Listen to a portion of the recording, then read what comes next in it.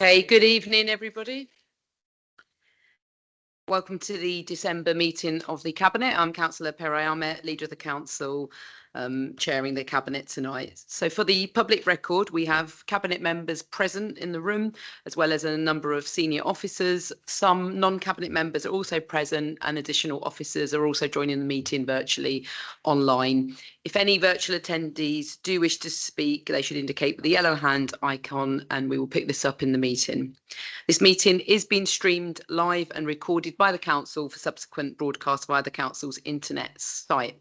So if I can ask the Cabinet members to please introduce themselves and state their portfolio, and also any other speakers, when they do come forward, if they can please introduce themselves before they start speaking. I'm Emily Arkell. I'm the Cabinet Lead for Culture and Leisure. Sarah Williams, Deputy Leader and Cabinet Member for Housing and Planning. Zana Carlin, Cabinet Lead for Finance and Local Corporate Services. Zena Rabson, Cabinet Member, Children, Schools and Families. Seema Chandwani, Cabinet Member for Resident Services and Tackling Inequality. Ashda Ovak, Cabinet Member for Communities. Mike Akata, Cabinet Member for Climate Action, Environment and Transport. And Ruth Gordon, Cabinet Member for Placemaking and the Local Economy. Thank you. Aisha, do we have any apologies for tonight? Chair, we have apologies from Councillor Desneves. Thank you. Item 3, urgent business. Chair, we have one late item of business to consider with item 9. This is a letter from Highgate Library Action Group, which needs to be considered with the consultation report appendices 4 of item 9. And it's in the report section for organisational responses, page 355, appendix 1. Thank you. So I accept this item of late business for the reasons that have been outlined. Thank you.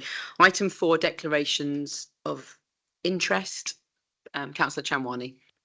Thank you, Leader. I wish to declare a disclosable pecuniary interest in item 16, the St Anne's LTN, in accordance with the Member Code of Conduct, paragraph 2, part 2, paragraph 4.1, and will recuse myself from this item in accordance with paragraph 4.2. Thank you. Councillor Williams. Yeah, I'd like to declare an interest in item 18 and I will recuse myself at that time. Thank you both. Any more declarations of interest? No. Okay. Item 5, notice of intention to conduct business in private. Any representations received and the response to any such representations. So there were no representations received at the agenda publication stage in relation to the exempt items on this agenda. We can go to item 6, which is the minutes. Can we just agree the minutes of the meeting held on the 12th of November 2024 is a correct record? Agreed. Item 7, deputations, petitions and questions. So we have received a deputation in accordance with the committee standing orders from Haringey Living Street in relation to items 16, 17 and 18, which are the reviews of the LTNs in St Anne's, Bounds Green, Bruce Grove and West Green. So the deputation will have 3 minutes in total to address the Cabinet. Then the Cabinet will have the opportunity to put questions forward to the deputation party, and then the relevant Cabinet member, Councillor Hakata, will respond to the issues raised in this deputation. And given that we have a deputation for consideration in relation to the items on the agenda, with usual past practice, I propose that we vary the agenda to take items 16, 17 and 18 after this item and before item 8. Is that agreed? Agreed. Thank you. So can I ask the deputation group to come forward, please, and make their representations? Mohammed and Lee, I believe, but you can introduce yourselves as well. And you have 3 minutes in total to make your representations when you're ready, please. Thanks. I'm Lee Belinsky, Chair of Healthy Streets North Tottenham. And I have a little speech. On behalf of Healthy Streets North Tottenham, I would like to congratulate the Council on the successful implementation of these 3 schemes and for your courage in sticking to what is a divisive but essential scheme. On a personal level, I now cycle rather than drive to Downhills Park in Lordship Rec with my 3 children, as it now feels safe to do so. We would very much like to see an expanded network that enables active travel, particularly for families like mine and those who have not wheeled or cycled before. Northumberland Park and Tottenham Hale are in desperate need of similar measures. Residential streets take volumes of traffic that were never designed for it, resulting in the essential 318 bus being delayed or cancelled, a lack of access for emergency vehicles, and increased pollution levels. This is exacerbated by increased events from spurs, spillover from drum sheds, and the future of the Meridian Water development, making it clear our neighborhood will continue to take the brunt if no action is taken. I acknowledge that with any piece of change, we need to walk before we can run. This decision is getting us walking, and we believe Haringey now has the mandate to pick up pace and create a healthier and more sustainable environment for us all. My name is Mohammed, and I'm a resident in St Anne's Ward. On behalf of the wider Haringey Living Streets group, as well as the St Anne's and Bounds Green groups, I echo the congratulations from North Tottenham. It's been a long road to get here, and it still feels like the journey has just begun. Since the initial proposals were announced and through the implementation of the Streets for People initiative, there have been voices on both sides advocating for and against the schemes. I live inside one of the areas close to rat running traffic, and the change has been overwhelmingly positive. The changes have created an environment where kids play in the street and neighbours talk more than ever, and businesses are still thriving. Local residents have shown strong support for the schemes, but they have been asking questions such as, when are the council going to do more? When are we going to see changes in our area? And what about the crossings and cycle lanes they promised? This sentiment is echoed by the previous speaker and many others across the borough. We need to see the next steps taken soon to give people reassurance that this is not just a single step, but part of a wider plan. The Walking and Cycling Action Plan published 2 years ago showed Haringey's aspirations to become a leader in climate action, reducing pollution and road collisions, and improve the urban environment. I'd like to remind the council that the support that was there before the LTNs were introduced is not just still present, it is stronger than ever before. Thank you. Thank you. Councillor Hackett, if you can respond. Thank you for your deputation. And I would like to say how I think important it has been to have residents throughout this entire process speak out and to essentially lead on this. And I think it's been really important. And none of this could have happened without residents calling out for change on the streets, on the local streets of Haringey. So absolutely. I'm not going to talk for very long. I'm not going to ask any questions because I know that I have colleagues that will want to ask questions. But just to say that if Cabinet do vote to keep these schemes, that they are part of the wider plan. And you mentioned the Walking and Cycling Action Plan. The Walking and Cycling Action Plan that includes a network of strategic cycle lanes, school streets, bike hangers, but also all of the other aspects that create livable, sociable neighbourhoods, such as greening, public realm improvement. All of these kind of things are all part of this. And what we want to make sure is that this works for everybody, and that as we have done through this process, it is co-produced with residents like yourselves who know their local streets intimately and can help us shape the future of Haringey. So thank you very much for everything that you've done in this process. Thank you, Councillor Hackett. Apologies, did anyone from the Cabinet have any questions for the deputation party? So Councillor Over. Hi, thank you for your deputation. Lee, you mentioned North Tottenham. So how do you think Streets for People, I mean, in terms of change, what positive change do you think an LTN or Streets for People will bring to North Tottenham? I think it'll get people talking to each other again. Residents kind of, there's just lots of traffic coming down streets that were not meant to take them. And that keeps people, the street isn't a space now to kind of talk with neighbors, chat, hang out, that kind of thing. when streets are quiet and people are able to use those streets as kind of public realm places to just, you know, linger for a bit, there's a better community. So I think that's probably the biggest positive change that would happen. You, Councillor Gordon. Thank you, Leader. Mine was a very similar question, actually, but maybe I address it to Mohammed. It was Mohammed, yeah. And it was about sort of community cohesion and whether you think that since the introduction of the LTNs that, and maybe you could give us a concrete example of from your own experience about, so my phone's going off at the same time, beg your pardon. Thanks. Yeah, some concrete example of how community cohesion has been affected since the LTNs. From my own experience, so I live next to a filter, so I can see people getting confused when they turn up in their car and unsure what to do. What it's done is it's split the street. So on one side you have to go one way, the other side you have to go the other. And because of that, the street, as well as the measures in general, are just quieter. So I guess last summer, especially when people were really used to the measures being the way they are, I found quite often walking home from the park, the place where kids play, kids playing in the street because it's just empty. And it's, as Lee said, it just creates this kind of like spirit of this is actually our street.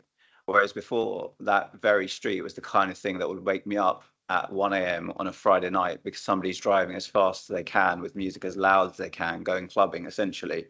And when I moved there, it's a tiny little street. You would never think it, but it's 600 cars an hour in the morning down to 5 or 10. Kids will play and they're enjoying it.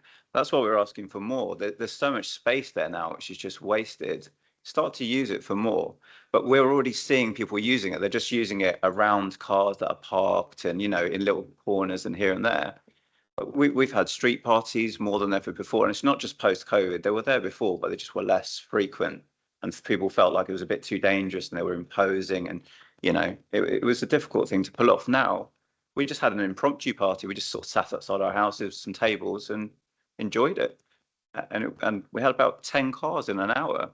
So it just shows that it's been really good for us, and not just for us, but across the borough. So yeah. Any more questions? Okay, we've got 3 items on the subject, so we can always come back to it. Thank you to the deputation party for making the representations. You can return to your seats. We're now going to consider items 16, 17 and 18, and you're welcome to stay for those items. So we've varied the order. So we're going to start with item 16, which is the review of the St Anne's low traffic neighbourhood trial, and Councillor Chamwani is leaving the room.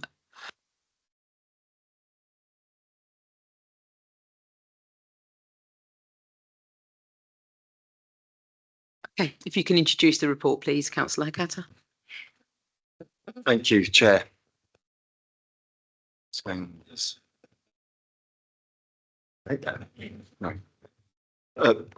The journey to transform the St Anne's neighbourhood has been long, challenging and at times controversial. But it is a journey we had to take for the health of our residents, the safety of our children, the vitality of our community and the future of our planet. There was never a public vote on whether we wanted our neighbourhood streets turned into busy cut-throughs by navigation apps. If there had been, I think we all know what the outcome would have been. While the consultation on this scheme was not a referendum, it revealed strong local support. When we consider all the people that did not respond, but now live in quieter, safer streets with the fumes of almost 36,000 cars removed from their local streets, the scheme represents real improvement to the quality of life. But the significance extends far beyond St Anne's. This is about the very heart and soul of our neighbourhoods we want to create and pass on to future generations. Walkable, breathable, sociable, sustainable, places designed around people and health rather than the dominance of the private car. The LTN lays the groundwork for this transformation of our borough. Crucially, these LTNs will be the catalyst to finally tackle the long-standing issues plaguing our main roads, challenges that are a generation overdue for resolution. By linking up with the wider walking, cycling and public spaces initiatives, we can create a web of people-friendly streets that extends across the entirety of Haringey. Redesigning our streets is the easy part. The true test lies in partnering with the communities to reimagine and reclaim our public spaces. I know for some, they may feel that the scheme does not address their needs. I can assure you we are listening to everyone and will continue to refine and improve. Early on, we listened to those households with blue badges and health conditions and brought in exemptions. We later further refined those exemptions. We will continue to work together. Every safer crossing, every new tree planted, every public realm improvement represents another brushstroke in the portrait of the greener, more vibrant borough we are painting together. To everyone who contributed time, energy and input into this process, councillors, residents, businesses, business owners, supporters and critics alike, I extend my deepest gratitude. So I implore you, let us take this momentous vote to put the well-being of our people and our environment first, now and for generations to come. Support the recommendations before you. Our residents deserve nothing less. The future deserves nothing less. Thank you. We don't usually applaud in cabinet meetings, but I do feel compelled. Any questions from the cabinet? Bearing in mind this is the St Anne's scheme specifically. No. Okay.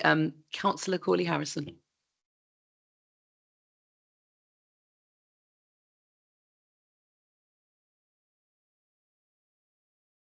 Thanks, Chair. Okay. Councillor Crowther. So a really key objective of any LTN is modal shift, right? Which is a behaviour change to reduce the number of car journeys for what would be considered more environmental means of transport, walking, cycling, or public transport.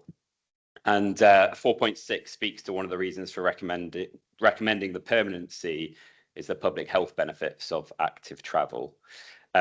6.41 shows a 24% increase in cycling across Haringey, but then 6.47 shows a 29% drop in cycling within the LTN and 27% drop on boundary roads.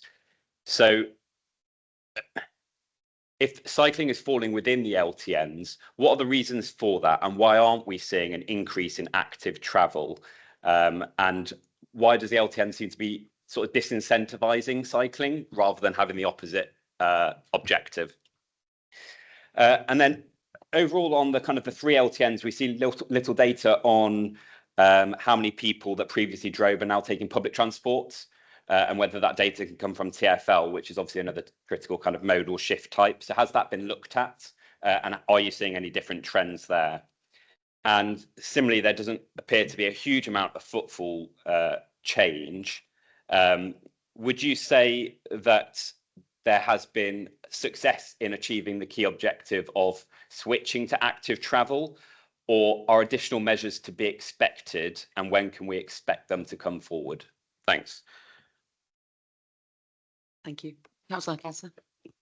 Thank you, Luke, and they are, very important questions. Absolutely, the modal shift is part of this. And what I would say as a blanket answer is that these schemes have been shown to take time to really enact those changes. And I'll use Waltham Forest as an example, where actually, in terms of some of the really critical changes that happened, for instance, with modal shift, it took 2, 3, 4 years before we saw those real massive changes. However, in terms of the details here, I would say that there are a number of issues that we have to take into account. One of them is that the week in which the traffic counts were taken prior to the LTN and then post the LTN were quite divergent. So prior to the LTN, we had dry weather throughout the entire count period. Post the LTN, when these these numbers were taken, it was a week of continuous rain.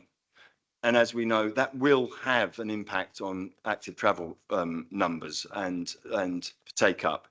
But also because the filtered schemes, and St Anne's is adjacent to the Bruce Grove West Green scheme as well. So there's a natural kind of massive area in which active travel can take place. One thing that the sister report points out is that new routes may have been taken. So whereas people were taking traditional routes before, they were now actually finding new routes throughout that scheme.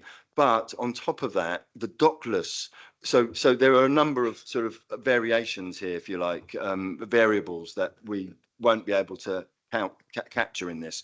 However, with dockless cycling, the numbers that began within and ended within the LTN rose exponentially during the period of the trial. So we know that there are thousands of cycle rides that actually weren't counted by the counters, but we know took place beginning and ending within the scheme. So we know that that has been there. And frankly, actually, anecdotally, I've seen far more cyclists within the scheme myself. So, in terms of that data, you talked about TfL, I'll just say that DFT have published data regarding walking and cycling within Haringey. Nationally, they've used boroughs across the country, and they have shown a 68% increase in Haringey during the period in which and that was not included.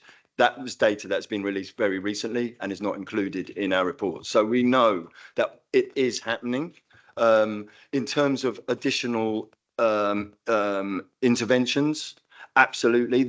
If this is made permanent, we can then make permanent a lot of public realm improvements, a lot of things that will make it safer and more pleasant and more inviting to walk and cycle around the LTN area and beyond. And I would just finish on saying that is at the and beyond is really important for us. So actually not just within the LTNs, but looking at improvements, and we are actively exploring and looking at implementing interventions such as protected cycle lanes, as an example, bus priority routes on the boundary roads. And that is something that I think is unique to Haringey in the way that we've approached this, is that we're looking at this holistically and looking at all the aspects, not just within the LTNs themselves. And bus, so with the buses, I mean, remembering that the most critical boundary road for the St Anne's scheme in terms of has been West Green Road. The reason it's most critical is it's literally the boundary road between two very large LTNs. And remember that Haringey again is unique in the fact that unlike I think any other borough, we brought in 3 large LTNs all at the same time, 2 of them adjacent to each other. So essentially creating a congruent view. But one of the things that we are exploring is bus priority on those major boundary roads to really help ease public transport. But also we're looking at multiple interventions in terms of reducing that congestion on historic pinch points along those routes. Thanks. 2 more reports, Councillor Colley-Harrison. So you got some. Okay. So if there's no more questions on the St Anne's low traffic neighbourhood trial, if I can move to the resolution, which is to agree the recommendations as set out on page 752. Are we all in agreement? Thank you. Can we just ask Councillor Chanwani to come back into the room?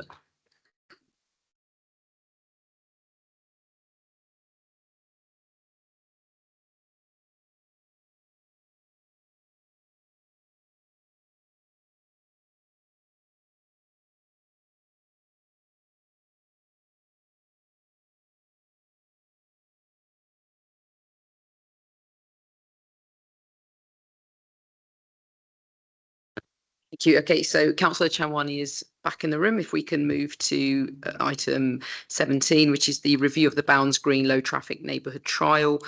Councillor Hakata. Thank you, Chair. I have written another speech. I just feel like, you know, it's been 2 years and I feel like this is a moment to milk it for as much as you can. The time has come for us to make a bold decision that will change the future of Bounds Green and set the stage for a transformative approach to our neighbourhoods across Haringey. I recently listened to an episode of the Kenneth Williams radio show, Beyond the Ken. I literally just found it by accident from the early 1960s and was struck by how the entire focus was on the problem of congestion from the 1960s. This revelation made it clear that the issue of traffic domination on our roads is not a new one. It has been eroding the fabric of our communities for generations. However, until now, we have not tackled it head on. The Bounds Green low traffic neighbourhood trial has shown us that change is not only possible, but also imperative. The scheme has delivered on its objectives with a staggering 66% decrease in vehicle counts across internal roads, equating to over 16,000 fewer vehicles per day. The impact on our boundary roads has been minimal, with just a 2% increase.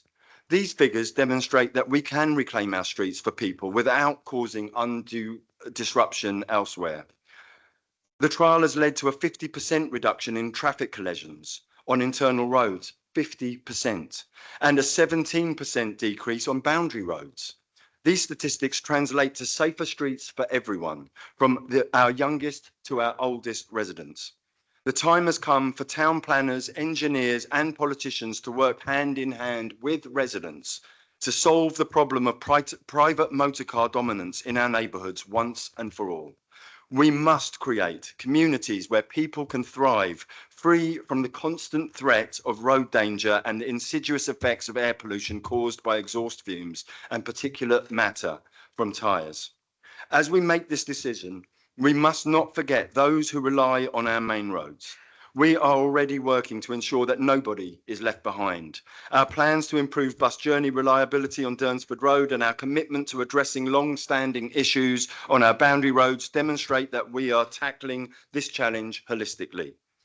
We convened the Transport Inclusion Group to ensure that the voices of disabled residents, those with health conditions and their carers, could be heard and their suggestions incorporated into the schemes. We will continue to refine and improve. So I call on you to support the recommendations in this report. Let us seize this opportunity to create a healthier, safer and more vibrant Bounds Green, a blueprint for the future of Haringey. The journey may be challenging, but the destination is a borough that prioritises the well-being of its residents and the sustainability of our environment. Together, let us take this decisive step towards a brighter future for Haringey. Our residents deserve nothing less. The generations to come depend on our action today. Thank you. Thank you, Councillor Catter. Is there any questions on the Bounds Green low traffic neighbourhood trial from the Cabinet? No? Okay. Councillor Corley Harrison.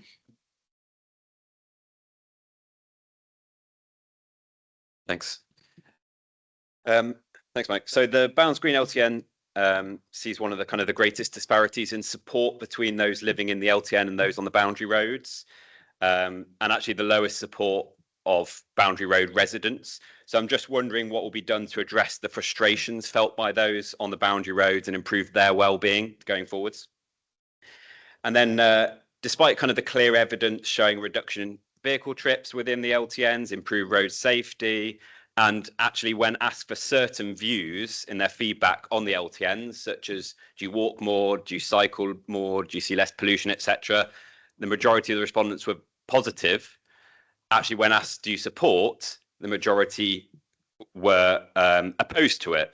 So why do you think that the council has been unable to bring residents along with the same vision that the council has? Where's the disparity there come from? And then finally, the report makes reference to the increased traffic along Durnsford Road, and you mentioned it there in your speech. But the inclusion of bus journey times on Durnsford Road is, it's conspicuous by its absence in the report. I'm wondering why it hasn't been included, whether we can get that data, and then obviously the progress on the work on Durnsford Road as well. Thank you again. for your questions. Okay, so I mean, I think a lot of what you've focused on is the boundary roads in the Bounds Green scheme, and absolutely what we expected to happen was, because ultimately what we're saying is that main roads are, the boundary roads are where traffic should belong. It's where it's historically belonged, and it's only with sat navs and navigation apps that actually drivers have been, you know, encouraged to go on neighbourhood roads. However, what we've seen elsewhere and what we looked at and analysed before we brought in these schemes is that over time you see, if not on all boundary roads, most boundary roads, that traffic decrease over time. However, we're not prepared to just sit and wait for time to take its place. So, for instance, and I mentioned it in my speech, Durnsford Road, we are exploring a bus priority programme in order to ensure that public transport, sustainable transport, is prioritised on that route, and that is the sensible and most efficient way to travel on Durnsford Road.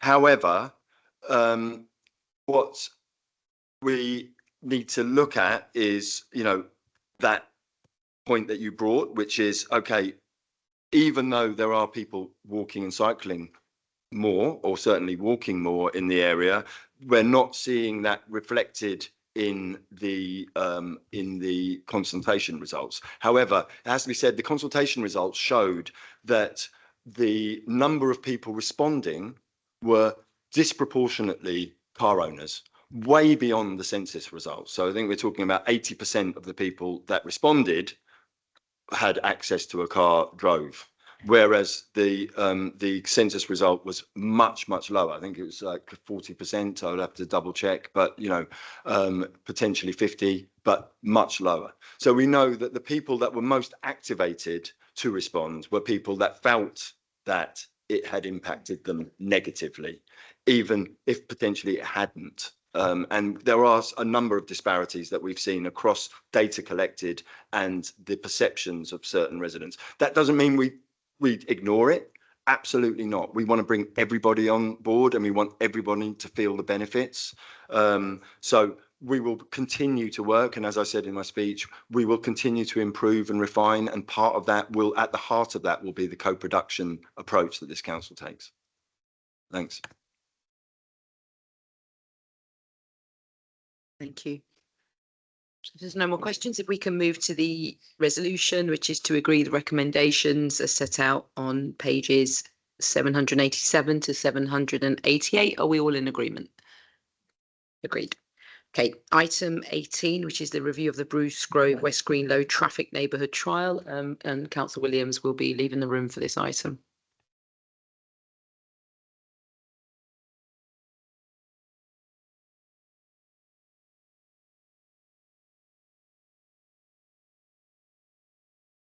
Councillor Hecata. Chair, thank you. So you wait a long time for one low traffic neighbourhood and three come along at once. And so I've written 3 speeches to commemorate that occasion. So this is the final report in the 3 coming to Cabinet this evening. And unfortunately, well, fortunately, maybe for many, the final speech. The results of our trial LTNs have been remarkable. Across all 3 schemes, traffic is down by 58% on average. And contrary to initial concerns, there's been only a modest 3% average rise on boundary roads. In 2023, boundary road traffic, remember that was 1 year after the implementation, was up by 11,000 journeys on average.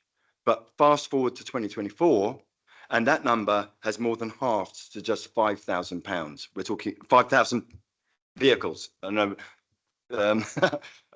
So, you know, there has been a positive impact on the boundary roads themselves. These schemes are delivering real change where it matters most. In the most deprived LTN area, Bruce Grove, collisions are down by 56%. This is vital because currently you are 4 times more likely to be injured on the road in the poorer parts of Haringey. This is unacceptable. And these LTNs are a key part of redressing that injustice. These findings underscore a simple truth. Investing in walkability is an investment in the future of our cities and the health of our planet. The greatest cities in the world were built before the advent of the car. They were built around people and for people.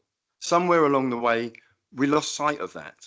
We allowed the private motor vehicle to colonize the spaces that were meant for social cohesion, for trade, for life. But transportation has always been about moving people, not just vehicles. And that's what these LTNs are about, giving people the freedom to choose how they move, choose to walk to the shops, choose to cycle to work, choose to let their kids play in the street. Census results show that less than half of households in the LTN area even have access to a car, with many streets as low as 30%. For too long, our streets have been designed only for the minority who drive. This is also a matter of social equity. We know that the most vulnerable members of our community, the young, the elderly, the disadvantaged, are the ones who suffer most from road danger and air pollution. They are the ones who rely most on walking, cycling, and public transport. By transforming our streets, we're making a statement that their lives matter.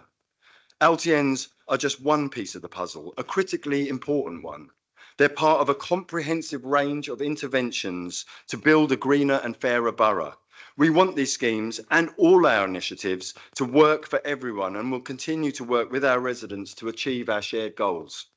In approving these LTNs, we have the opportunity to reshape our borough for generations to come, to create a Haringey where every street is a place for people, not just a thoroughfare for vehicles, where every child can breathe clean air and walk to school in safety, where every resident, regardless of age, ability, or background, can move freely and easily. That's the vision behind these LTNs. One I believe we must embrace for the health of our residents, the vitality of our communities, and the future of our planet. I urge you to support these recommendations. Thank you.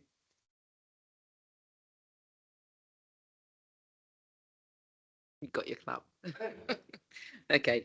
Any questions from the Cabinet? Councillor Chamwani. Thank you. Don't worry, my question isn't to ask you to say your 3 speeches again. I've got 3 questions. Do you want them all at the same time? Okay. So the first question is that the suspensions of LTNs during roadwork and incidences, and one of the frustrations is the lack of flexibility on suspending the right filters when there are known work or emergencies on so-called boundary roads. Examples include Thames Waterworks on Phillip Lane. This also happened on Bounds Green Road, West Green Road, roadworks on Westbury Avenue. And I guess this leads to a high build-up of traffic and undermines our air quality ambitions, which we all want to achieve. Can we get assurances today that that this needs improvement, and that current system needs more oversight by senior management? This feels really weird. And I guess it's a question to both of you, seeing the fact that Barry, as the director, is also here, and it's an operational issue. And the second question is boundary roads. And I just want to note that residents also live on these roads. So these are residential roads, and we also need to serve them. Whilst it's accepted that the increase in traffic on these so-called boundary roads has increased slightly, it is still an increase. And the majority of residents, like myself, are doing the right thing and using public transport, but often stuck in traffic. Can you outline your measures you're taking in the near future to improve traffic flows and bus journeys, and ensure all residents in the neighbourhood benefit from future interventions? And my final question is around Broadwater Farm. I really want to thank you and your team for listening to the views of Broadwater Farm residents and residents in Bruce Castle Ward, who have seen their streets become the only access in and out of one of the biggest estates in the borough, and one that's the only one deeply embedded inside the LTN. I know in paragraph 6.133 that there is a plan, just to prove that I read it. Can you just outline and explain that plan in a bit more detail, because it felt a bit vague in the report? Thank you, Councillor Chanwani. Very good questions. Absolutely. What I will do is I have spoken for quite a lot, so I am going to pass on, because there's obviously an incredible team that have been working on designing, managing, and running these schemes. But I just very briefly would say that with the emergency works, I think you're absolutely right to point that out. I think it's a really important observation. And from the beginning, we had a procedure for diversion through LTN and school streets in the event of planned emergency street works. That's actually the title of the procedure. We might need to make it something slightly shorter and pithy, but I think we created that procedure at the start without actually being able to live test how those interventions would work. And I think what we can do now is have a review of that procedure based on the experience. In terms of public transport on boundary roads, we have got a number of schemes, because absolutely the last thing we want to do is to have sustainable transport as being not working as well. I would just add that actually what we have seen throughout the period is incredibly high disruption at the beginning, which has been easing off and easing off and easing off. And but I still will say that there has been variability, and that's put in the reports in terms of those journey times on some routes at certain times. And absolutely, Broadwater Farm, I know that that's something that is very important in terms of the sort of heart of our borough, but also the specific topology of it, where it's placed within the schemes. It already, because our council estates have always been designed essentially as LTNs, it is an LTN within an LTN. And I think, we need to be mindful of that and mindful of the impacts. And I absolutely pledge that we have begun the work of exploring solutions which will make it will redress some of those issues in the same way as we looked at exemptions for people with disabilities. I think there's a very specific case for Broadwater Farm, and we will explore that absolutely. I don't know if Barry, the director, wants to add anything. Thank you very much. Thanks. Thank you, Councillor Chanwani, for those questions. I think in terms of just to add really to the first part around the process and protocol that we have in place, as I said, we're always happy to undertake a review to make sure that it's optimised and works as effectively as possible. I do know that the protocol that we have in place is designed to ensure that there's flexibility to open and ease congestion where there are delays due to, I don't know, roadworks, for example. I think sometimes when there's road accidents, we're not always notified of them in a particularly quick time. So it makes it difficult for us to be immediately responsive if we don't know about it. But obviously where we do know about it, being able to open or make a decision around opening to redirect traffic or whatever it might be, is always something we're very good to consider. So yeah, happy to take that on mine. I think Mike's probably covered the other bits unless there's anything specifically you wanted to ask on the other items. Thank you. The question around what interventions we're going to do for the boundary roads is still outstanding. But just to come back, so you don't have to come back twice. When can we review the roadworks? The majority, I appreciate if a collision happens, then it's quite difficult. Most of the ones that have frustrated the residents the most are the ones that we've known about. So I would really like a timeline if we can do this review and make changes within the next 3 to 6 months to make sure that we maximise the air quality that we can get from an LTN, to make sure that this doesn't disturb that. Thank you. Well, let's answer that bit first. I think in terms of undertaking a review, I'm quite happy to make a commitment that we do that within the next 3 months. Obviously, I don't know what the outcomes will be until we've carried out that review, but absolutely, like I said, it's an iterative process for us to always look to continuously improve. So no problems there. In terms of some of those projects, I think, well, we spoke about the ongoing projects around Ernsford Road to look at trying to improve bus journey times and reliability. That's in feasibility stage at the moment. There's also work, but a similar sort of scheme scheme around West Green Road, looking at improving bus journey reliability, and also looking at how we effectively manage traffic flow through CCTV cameras as well. Same goes for the junction of Belmont Road and West Green Road, particularly looking at the right turn pocket into West Green, or from West Green Road into Belmont Road. And then looking into the Bruce Grove West Green area, we're also looking at improving bus journey reliability across West Green Road more broadly. And then looking at sort of the High Road N17, looking again at feasibility work around what we could do with bus routes there, as well as red routing around the Tottenham area, again at feasibility stage at the moment, to see around fact finding, to see whether or not there's anything there that we could do. But there are projects that are definitely underway that are all designed to try and help alleviate and manage congestion. Brilliant, thank you. Thank you. Councillor Corley Harrison. Oh, sorry, Councillor Gordon. Thank you.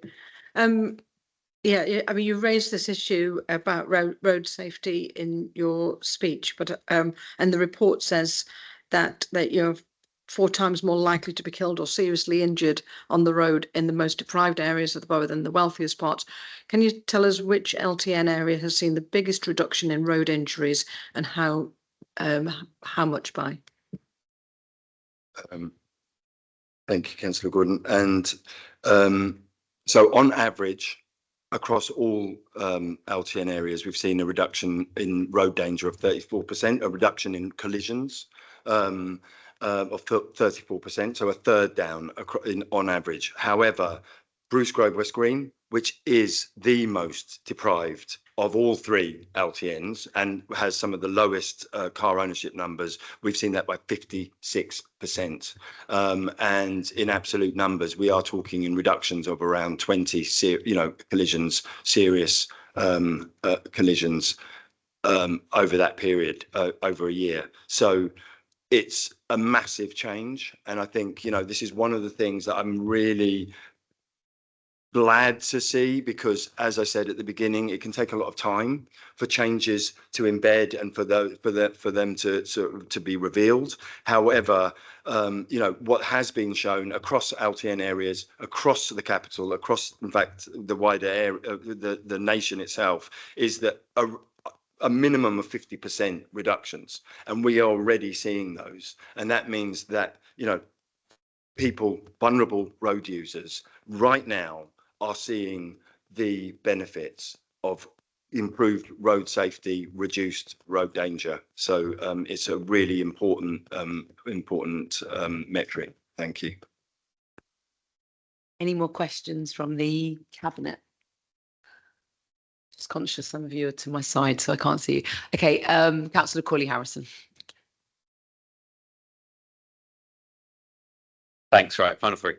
So given the council's current budget position, when can we realistically expect to see complementary infrastructure changes being physically delivered on the ground? And then how much revenue did the council raise from PCNs or non-compliance of the LTNs in the last, let's say, 12 months, and how are those funds spent? And then will Haringey now look to introduce further LTNs anywhere in the borough in the near future? And is it still the intention to create a complete network of LTNs covering the entirety of Haringey eventually? Thank you, Councillor. Good questions. So I have mentioned a few times this evening that, the LTNs are only part of the solution to creating a fairer and greener borough. They are part of the puzzle in this. So complementary measures are already in play. So school streets, bike hangers, cycle lanes that are being designed. We're looking at how we can make that connectivity for sustainable travel borough-wide. Also looking at public realm improvements, and now that Cabinet has voted to make these permanent, it means that we can now look at public realm improvements within the LTNs themselves as well. So there are a number of things, and what I would really like is to ensure that this is a blank canvas, borough-wide, and the interventions can be everything from greening spaces to tree planting, everything to help enhance this. This is just part of the picture. And in terms of, I don't like to call it funds raised. The reality is a bit like a school street. We don't want any money to be raised from a school street. We want £0 from a school street. However, we as a borough make sure that absolutely every penny of any money raised from fines that are caused by contraventions of these schemes are spent on increasing and improving road safety, as well as improving travel for vulnerable residents. So, for instance, this borough puts £14 million a year in the Freedom Pass scheme. I think many people don't realise, and that is paid for through these contraventions. And LTNs in the future, as I said, it kind of goes back to my first point, complementary measures. This is about a sort of holistic approach to how we do things. Where a filter makes sense, we will put in filters. Where it makes sense to put in speed reduction measures, we will put in speed reduction measures, such as a borough-wide 20-mile-an-hour zone, which we're looking at, which we are implementing, I should say, as well as taking cars off our pavements, a wide range of interventions, and which filters where it is right to do it, and where it works, we will do it. Thanks. Thank you very much. So if we can move to the resolution on this, which is to agree the recommendations as set out on pages 823 to 824. Do we all agree? Agreed. Thank you. Thank you very much. Well done, Councillor Catter, Barry, and the whole team on 3 years worth of work on this. Thank you very much. So Councillor Williams is back in the room. Just wait for you to take your seat before we continue.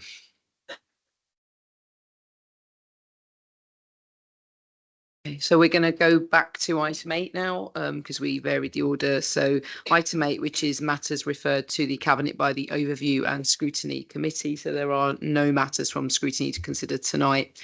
If we can move to item 9, which is the review of the library's operating hours. And if I can turn to Councillor Arkell, please. Thank you.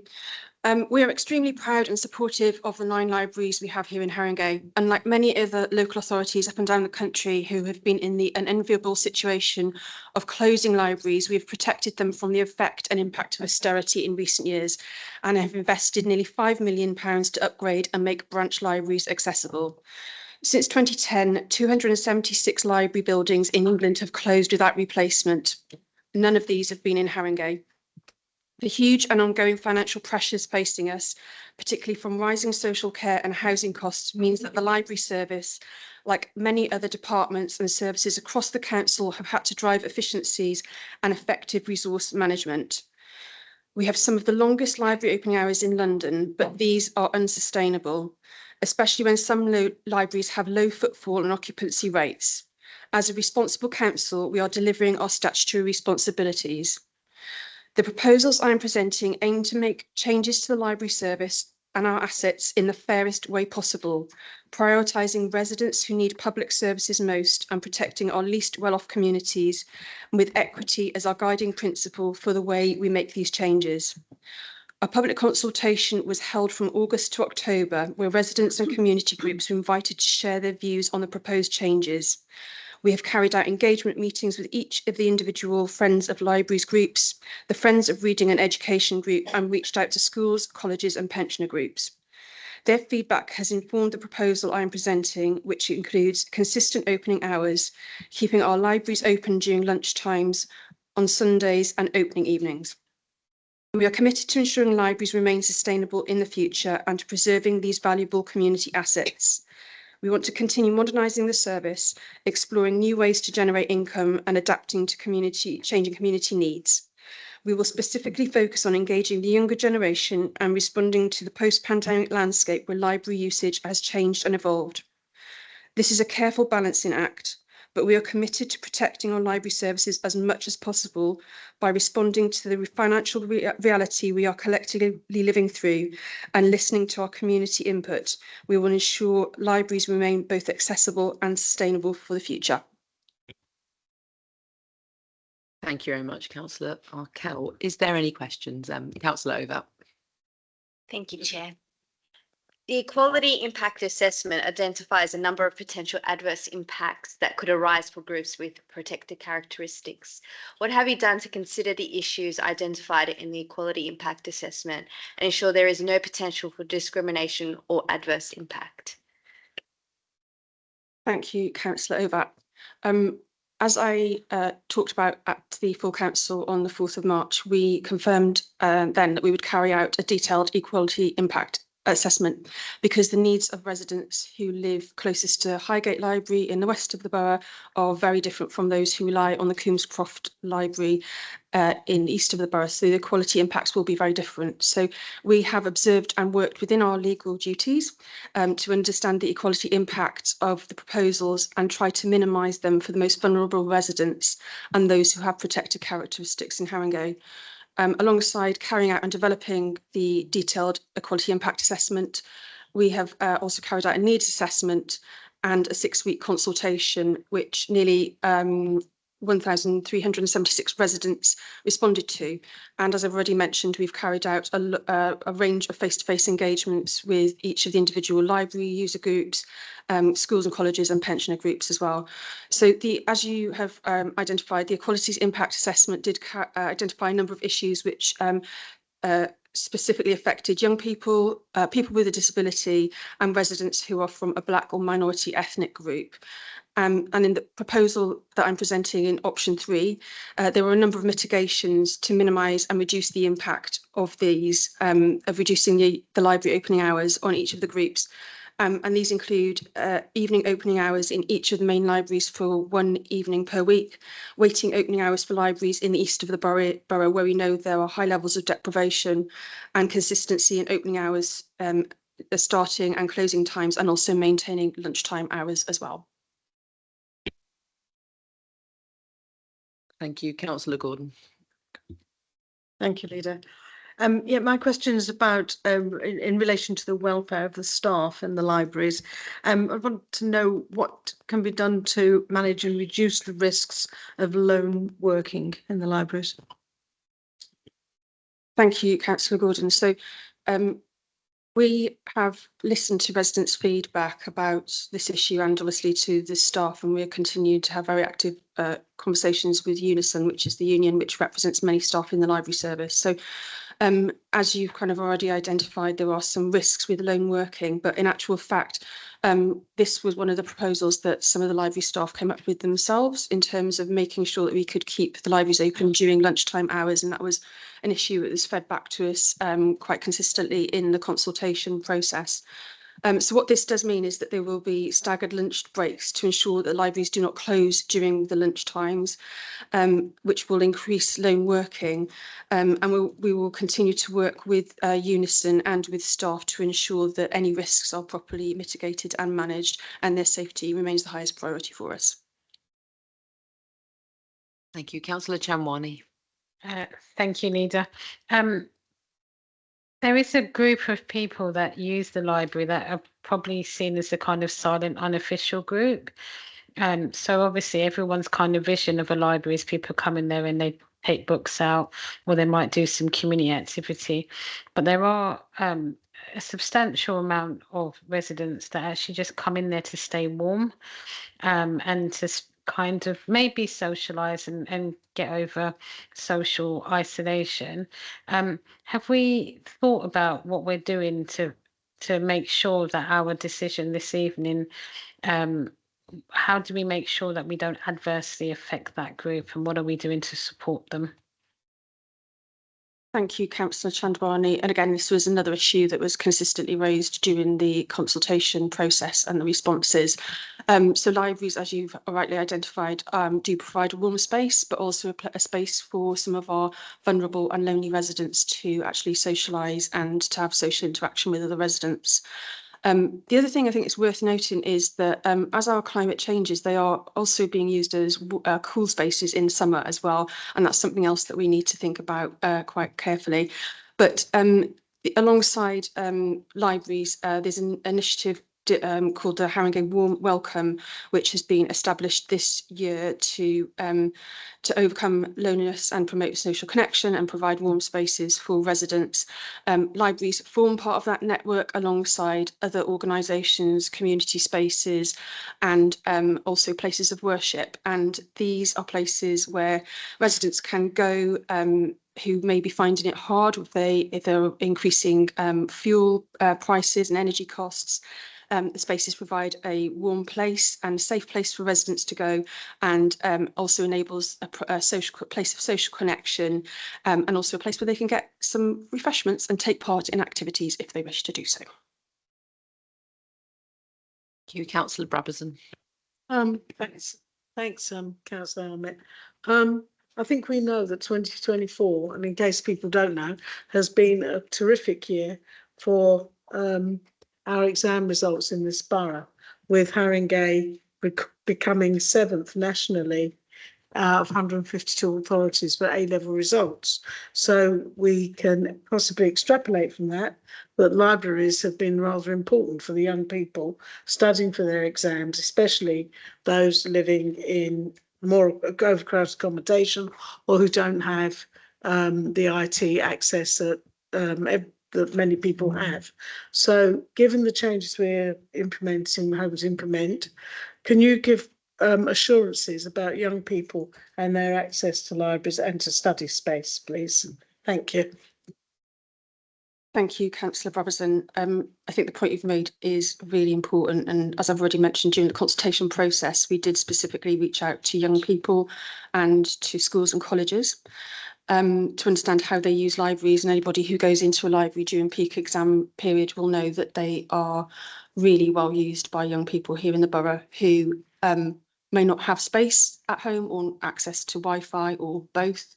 And particularly for young people who are living in very cramped and overcrowded accommodation, particularly in the east of the borough. So we've listened to that feedback, and that is why we have adjusted some of the proposals that were first set out in the consultation to ensure that all of our main libraries will remain open for a longer period of time, for at least one day a week. And also as part of the development of the library strategy, which will start in early 2025, we will be looking at how we can develop partnerships with schools and colleges across the borough to ensure that during peak exam period and the lead up to that, there are places that young people can go to study, to ensure that we maintain our exam success in the borough. We've already got experience in doing this. So when the Marcus Garvey Library was closed for a period of time in the end of 2022 to 2023, we worked quite closely with Connell to make sure that there was library space available there. And I think we can build on the learning that we built up during that experience. Thank you. Any more questions from the Cabinet? Councillor Hurkatton.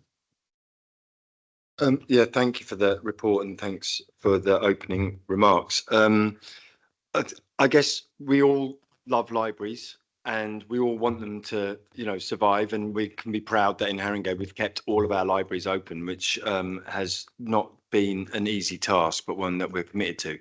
However, I mean, it's from my point, it's about generational shifts, I guess. When I was growing up, the library was where I'd get, when I was a little kid, where if you wanted books, that's where you go. If you wanted information, that's where you go. But times have changed. If I look at my kids, they actually find most of their information on the internet. And that's not to say that they don't like to read books. Well, we might have to stretch that. But the point is that the idea of going to the library as a default is no longer, I would say, necessarily the reality. And I just wondered, from your point of view, whether, there are sort of those changes in the habits of residents, in the habits of the way that young people access information and books that you'd like to comment on? Thanks. Thanks, Councillor Hurkatton. And yeah, I can identify how libraries have changed since I used to go to the one in South Wales, where I grew up in the 80s. And also we used to have a mobile library. We used to come to our school as well because it was quite remote. But we We know from the data we've collected here in Haringey that since I think 2012, the number of visits to libraries has dropped from 2 million per year to just over 900,000. And although those numbers have started to build back since the pandemic, they are still nowhere near where they were pre-pandemic figures.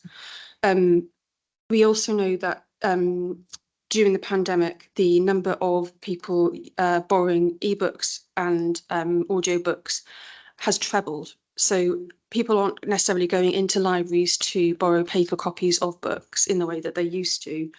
And we need to respond to that as well. And that will form part of the strategy that we want to start developing earlier in 2025 to ensure that the buildings that we have, which we are retaining in our public realm, can be used in different ways to make sure that they are community hubs, that they are sites that can be used in the run up to the London Borough of Culture as cultural hubs as well. And also making sure that we are welcoming new groups and cohorts of people who may not necessarily use libraries as places for them. So they can be welcomed into them, and we can ensure that they have that sustainable future in Haringey, which I mentioned in my introduction. Thank you. Any more questions from the Cabinet? No. Councillor Brennan and Councillor Corley-Harrison.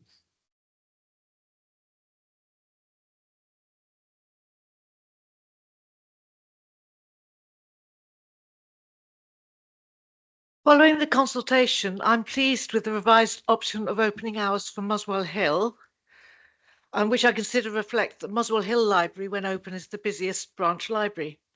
I feel like that the Friends of Muswell Hill Library, and those who gave input to the consultation have all been listened to. Can you assure me that going forward, the council will work closely together with the Friends of the Library, the local ward councillors and the community, in particular, keeping us informed and offering opportunities for collaboration at an early stage of future plans, so that we can all work together to produce the best possible library service and facilities for the community in the future? Thank you, Councillor Brennan. And absolutely, we are committed to ensuring that when Muswell Hill Library reopens after its refurbishment in early 2025, we want to work with the Friends group. We have met very recently with them as part of the consultation process, and they have a lot of ideas, obviously, about how to bring residents back in, because I think a lot of residents have been displaced to other libraries whilst the refurbishment of Muswell Hill Library is taking place. We want to ensure that it continues to be the creative, vibrant place that it was before it closed for its refurbishment, and it meets the aspirations of residents who live in Muswell Hill. The other thing I just want to mention and put on record is to personally thank you for the role you have played and the input that you have and feedback you have given as part of the consultation process to ensure that the hours in Muswell Hill reflect what residents want there as well. Thank you. Councillor Corley-Harrison. Is it 3 questions? Constitutionally? No. So the level of opposition to both options 1 and 2 was virtually identical in terms of the proportions answering. And as the report noted, in absolute terms, more people were supportive of option 1 than option 2. Yet the report mentioned several places that option 2 was preferred in the consultation, which I think, first of all, is somewhat misleading. Nevertheless, the council has now ditched both of these options and now looking to implement a third option. Can you confirm what co-production or even what engagement has taken place with friends groups and residents to discuss the merits and downsides of option 3 before it was proposed for approval this evening? And what adjustments were made to take account of the fact that the footfall tracker in Wood Green and Marcus Garvey libraries include residents attending the contact centre or other council services? As sort of with that knowledge, the figures seem to show that Marcus Garvey in particular is potentially quite underutilised at the moment.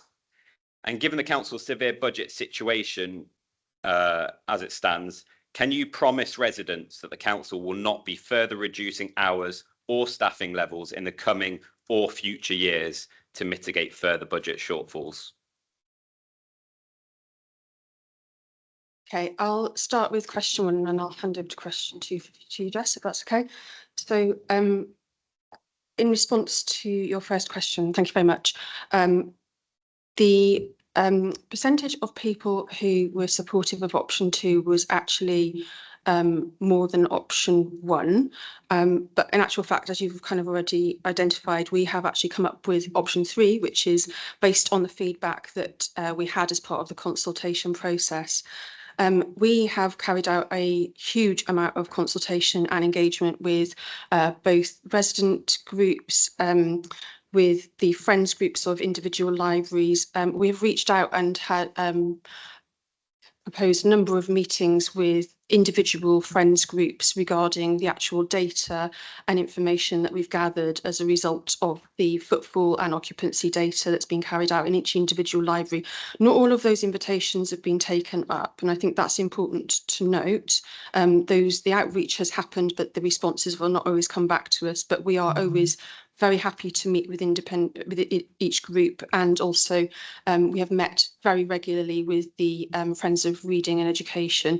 And as I've already mentioned in my introduction, my answers to some of my Cabinet colleagues, we have also carried out specific outreach groups with specific groups that we wanted to engage with, including young people, schools and colleges, and also with pensioner groups as well, to ensure that we had a very wide and deep breadth of input and views to input into the proposals that we're sharing here this evening. Jess, hand over to you. Thank you. And as just you asked about co-production engagement on option three, I don't think I mean, indeed, the Friends have been clear that they don't want us to describe the work that we did to engage and work with them and talk to them about the options in advance as co-production. I think that's fair, because we had to carry out statutory consultation. We've had to consider a whole range of sources of information to reach a balanced decision, and that has not been a kind of giving away of power to users, which is how you would really define co-production.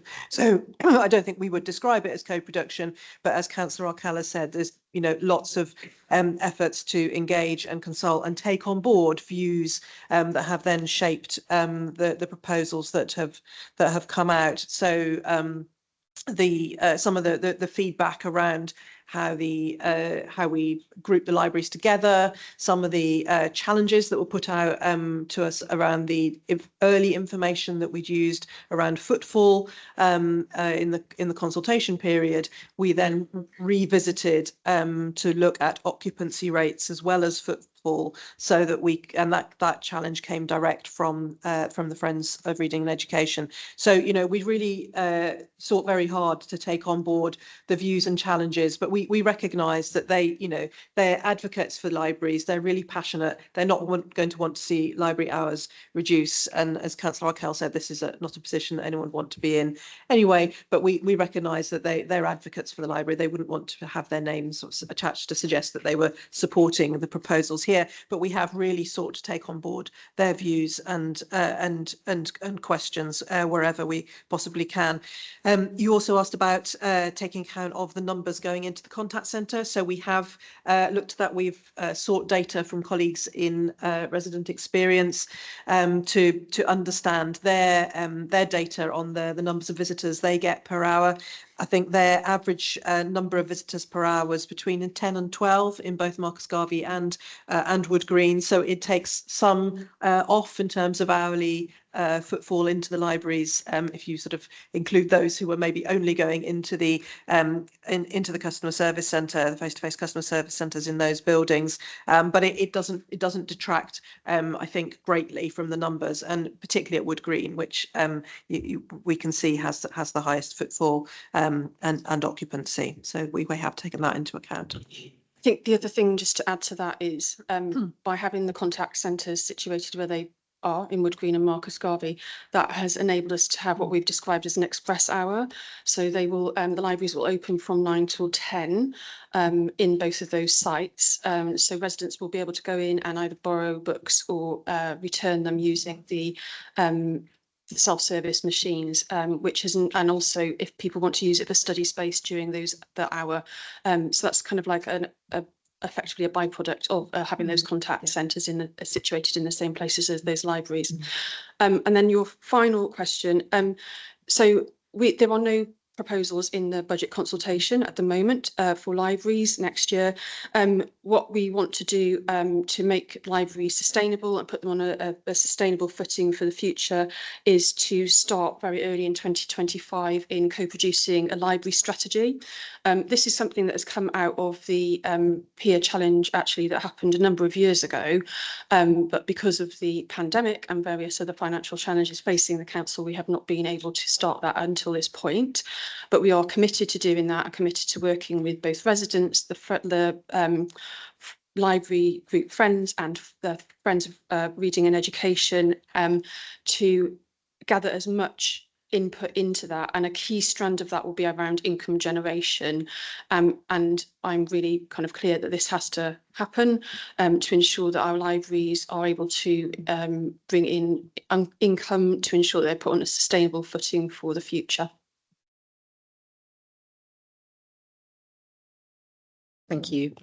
So that's all the questions. If we can move to the resolution, which is to agree the recommendations as set out on pages 28 to 29. Are we all in agreement? Thank you. Okay, item 10, which is the 2024-25 finance update quarter 2. Councillor Carlin. Thank you, Leader.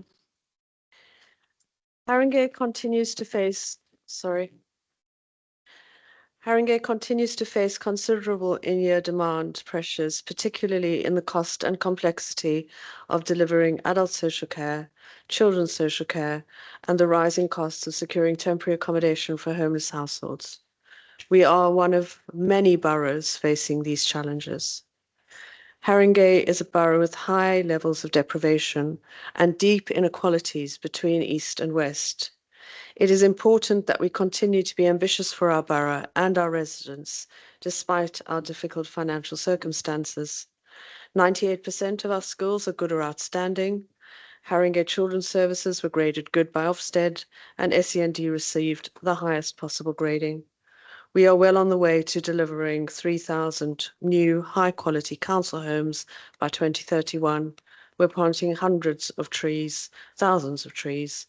Haringey Learns helps adults obtain the education they need to progress, and Haringey Works, our bespoke employment support service, assists residents into work. We are a borough full of energy and potential. For historic reasons, however, Haringey is considered an outer London borough for funding purposes, although interestingly, it's considered an inner London borough for statistical purposes. We have all the pressures of an inner London borough, and we have the additional burden of lower business rate receipts and an average of Band C for council tax. Like other boroughs, Haringey continues to face substantial financial challenges with the ongoing increases in the cost of adults, children's, and temporary accommodation for homeless families. And the housing revenue account continues also to show pressure caused primarily by the continuing numbers of void properties, rising costs of repairs, and dealing with damp and mould. The HRA budget overspend, however, is still well within the £8 million set aside annually for capital investment. Our ambitious capital programme is under constant review, and so that we can reduce the revenue implications of any borrowing. We are still working on our agreed budget for 25-26 and the medium-term financial strategy for the years thereafter. The impacts of our in-year pressures on next year's budget and on our corporate delivery plan are well recognised, and officers are working on all measures to reduce demand this year. Thank you. Thank you, Councillor Carlin. Is there any questions from the Cabinet on this report? No. Okay. Councillor Corley Harrison.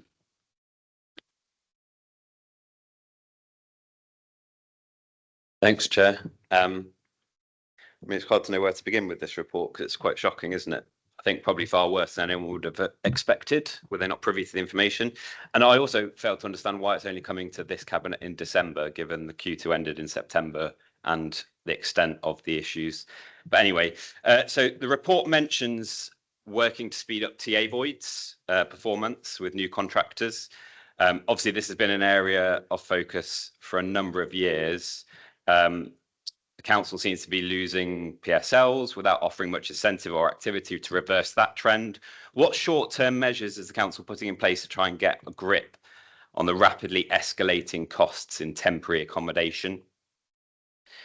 And given the large increase in the forecast overspend from Q1 to Q2, not for the first time for in-year budget position, I should say, it appears the council's historic budget setting has been wildly inaccurate. Whilst many pressures are at higher levels than perhaps could have been fully expected, they can't be seen as wholly unpredictable. And our group have year after year warned about the council's budget and spending. So why should we have any confidence that next year's budget gap of 32 million as it stands, but obviously still to be confirmed, even comes close to the reality of the finances in Haringey? And what accountability do you take for the financial position? And do you have any confidence in closing the in-year gap without approaching the government for intervention? I will answer some of these questions and some I will pass on to possibly cabinet colleagues as well who are responsible for the specific areas. In terms of voids, one of the issues that we have is that we've had a number of properties where tenants are moving from a property, so they're already in a housing stock, and then they're moving into another property, and that's where we are with our allocations. And when that happens, that obviously creates a void. So although a lot of work is being done to reduce the voids, there are new voids coming on constantly. So it's not like the same voids are sitting there. And Sarah, Councillor Williams, and Councillor Williams can, and similarly TA voids, and Councillor Williams will address that. And in terms of temporary accommodation, there are a number of measures in place at the moment to reduce this. However, what I would like to point out is that the issue that we have with temporary accommodation in London is affecting every borough. And in actual fact, the work that we do in Haringey the exemplary work that our services do to prevent homelessness so that people move seamlessly, residents from one property to another, and never actually move into temporary accommodation, dwarfs the numbers that we have in temporary accommodation. So the additional cost of providing temporary accommodation has nothing to do with what we do here in Haringey. It is a London-wide problem, partly caused by, as you know, the soaring costs of private rented accommodation across London, and the number of landlords, in addition, who are leaving the market because of further security for tenants, and because the taxation changes, which meant they can't make as much profit, etc. These pressures are being felt across London, and if anything, we're not being hit nearly as hard as some of our neighbouring boroughs who are seeing overspends double and treble in terms of that this year. And this was not expected last year. This could not have been predicted. The predictions in terms of our in-year predictions and where we are, I will hand over to Taryn, but I will ask Sarah if she has anything further to say. Thanks, Luke. I think the question was, what are we doing in Haringey? So I echo everything that Councillor Collins said about the broader picture. of temporary accommodation across London. But of course, the TA voids has been caused by us acquiring more stuff. So whilst we are building 3,000 council homes, we're also acquiring homes for our Haringey Community Benefit Society, and our in-house repairs team have really just not had the bandwidth and capacity to take on all that additional work. So what we have done is contracted out those voids in temporary accommodation. So that'll be a relatively fast fixed. I can see Jack sitting there nodding. I think we're hoping to see some change in there by January. But also we're looking at building a new lodge as well, which will help to reduce the hotel costs. Thank you for the question. If I come back on the two in relation to budget setting and then the confidence in next year's budget. So every year when we set the budget, we do base it on a set of assumptions. When we set the budget back in March, it was based on the assumptions that we thought were realistic at the time. There were a couple of, so some of the overspend that we're seeing in the current year. So I always talk about we have to lock down the numbers at a certain point in time to get through the governance process of the budget setting. Some of the overspends that we're seeing in the current year were identified at outturn and have carried forward. But I think it is fair to say that we underestimated both the demand and price pressures, particularly in terms of our demand-led services, but not uniquely to those. There are underspends across the board. I would say it isn't so. Look, every director of finance will want to sit here and to think that they have set the ideal budget and there's nothing that they haven't foreseen. That is why we had corporate contingency. We know that the corporate contingency isn't sufficient to be able to balance us for 24-25. So they were underestimated. So we're looking at what we can do to put the improvements in place for next year. Just the last thing that I will say on the current year is in the Q1 report, which is quite early on in the year, we've highlighted a couple of risks where I think it's really important if you know that you've got a risk that you talk about them quite openly and transparently. Part of the overspend is due to now being able to quantify those risks, particularly in terms of bad debts provision and the housing benefit issue that we flagged in the report. Bad debts provision, we quite often leave till the end of the year, but one of the things that I wanted to introduce was actually that half-year position so that we try and avoid some surprises. The second piece of work, and it links onto some of the assurance about next year's budget, is that we have also done quite a detailed review on the delivery of savings. So you will see there's quite a shift from Q1 to Q2, and I think it's a much more realistic assumption. Again, we will want to set the budget on a set of savings that we think are deliverable, but there are always reasons. So that is also part of the driver in the current year. So it isn't ideal, it isn't where we want to be, but we are also taking the action in the year to try and reduce that overspend. I mean, it's a Q2 report, and I think you flagged in your opening comment about it's now December. We're almost approaching the end of Q3. There is a time period in terms of preparing. I think we absolutely do want to look going forward as to whether we can bring that forward, particularly given that you look at the budget position in November. I think it makes sense for you to look at Q2. So we'll take that back as well. In terms of the confidence in the delivery of the budget for next year. So you will have seen in the November report quite a significant increase in the budget gap from what we thought. All of the work that we've done over the summer to get a really good grip on the in-year position has absolutely fed through to give certainly myself and colleagues a bit more confidence in terms of the pressures that we're facing. We have used a lot more data, evidence, benchmarking to really understand that. So the trend that you see in the current year is very much continuing into the next year as well. You've highlighted that we do still have quite a significant budget gap. It's not unusual to have a budget gap at this year, but it is quite unusual to have a budget gap of this size. The work does continue. We're trying to lock down numbers as late as possible. Normally it would be this side of Christmas. We know that we're waiting for the settlement, which is expected next week. And there is additional funding, but we are still, it won't be sufficient, and therefore we are still continuing that work to look at every single budget, almost right up until the point that we have to publish for overview and scrutiny committee. So I think I sit here today with confidence that there's lots of work underway, not necessarily yet that we've got a balanced budget, but it feels like we're doing all of the work that we possibly can over the next 6 weeks, and we'll bring the update to overview and scrutiny committee. Thanks.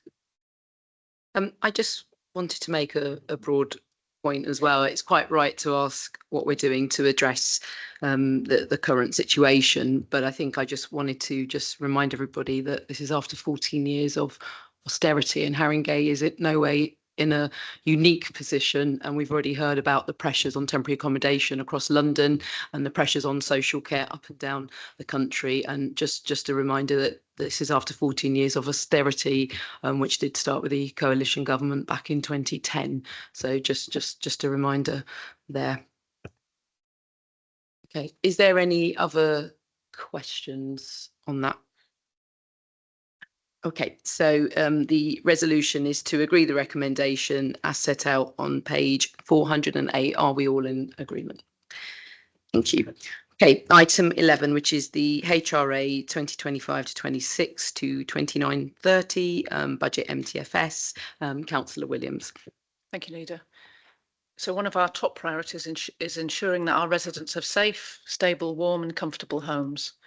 One of our strongest levers to ensure this is by investing in our existing housing and by building new council housing to make sure that our current tenants live in high quality homes and to increase the number of homes we can let to the very many families and individuals in the borough who need the security of social housing to be able to set down roots and thrive. Ensuring that we have a sustainable housing revenue account means that we're able to plan our investment programme in our homes, ensuring they all have modern kitchens and bathrooms, are safe, warm and dry, and cheaper to heat. It also enables our ambitious housing delivery programme, which is on track to deliver our 3,000 new council homes and more by 2031. These major investment programmes also ensure the long-term viability of the HRA by both reducing future expenditure on repairs and by growing the rental income base. As well as capital investment, the housing revenue account delivers important services to our tenants and leaseholders, including tenancy services, income services, including the financial inclusion service, estates and neighbourhood services, so that residents that need support are able to live well in their homes and communities. Setting a sustainable housing revenue account has become significantly more challenging in recent years, with the combined pressures of higher interest rates and inflation, as well as continued high costs of repairs and important building safety works, putting pressure on the housing revenue account. However, we are able to continue to provide services to our tenants and leaseholders and to invest in their homes and in bringing new homes and new council tenants to Haringey. Thanks. Thank you. Any questions? No. Councillor Corley-Harrison. Thanks, Chair. Thanks, Councillor Williams. So first of all, what's the reserve position of the HRA, if you have knowledge of that? Secondly, so voids, obviously they have an impact on the borough at the moment. I mean, general needs voids I'm talking about at the moment, sorry, not TA voids.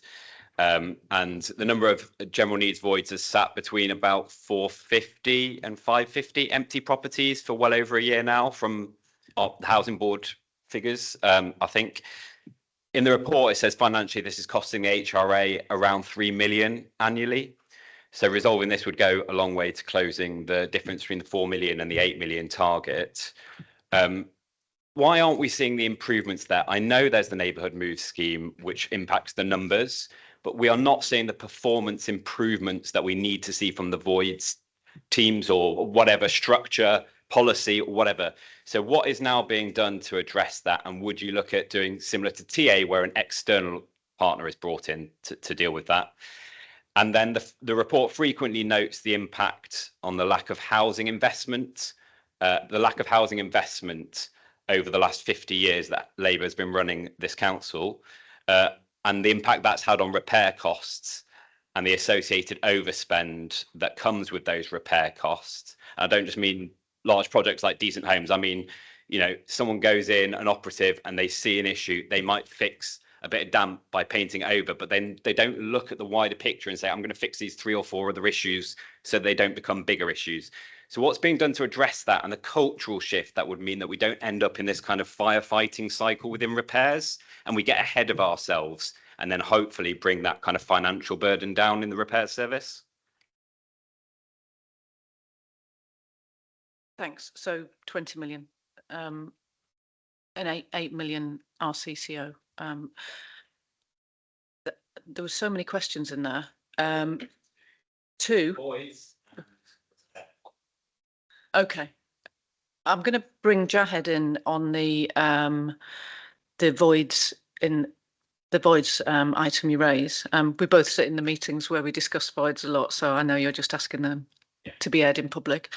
But on repair costs, just broadly speaking, for very many years now, rents haven't kept up with inflation by a long way. They've been capped. Various different governments have done various different things to keep that basically housing benefit bill down.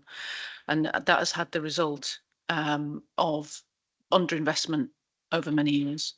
And I think we all know that. So there is a move in government at the moment, very glad to say, of rent convergence. So is that over the next, it's out to consultation, but over the next period of time, bringing rents in line with where they would have been had it not been stifled, which won't solve everything, but will certainly go towards helping that investment and sustainability. And that's definitely been a cross-party ask of government, and it's been agreed to in principle, is my understanding. But on those backlog teams and contractors and what we're doing about voids, I'd like to bring Jahed in. Evening, Jada Rahman, Operational Director for Housing Service. I think just to address Councillor Harrison and your point around the lack of improvement around voids, I would say that statement is inaccurate. So last year, we had a void backlog that predated April 2023, and that backlog was over a number of years. So as of this financial year, all of the backlog voids have been cleared. The vast majority of the voids that we've got for this financial year, we've had 350 voids that became void in this financial year, and around 140 was a result of a direct neighbourhood moves scheme. So I think in terms of the churn we're seeing in Haringey, the number of void that we're seeing is significantly higher than what we would like and what would be the norm. However, as we're clearing the voids, we are getting a significant amount of new voids coming through. So whilst the numbers may seem static, we are clearing the backlog, but equally at the same time, we're getting an influx of new voids coming through.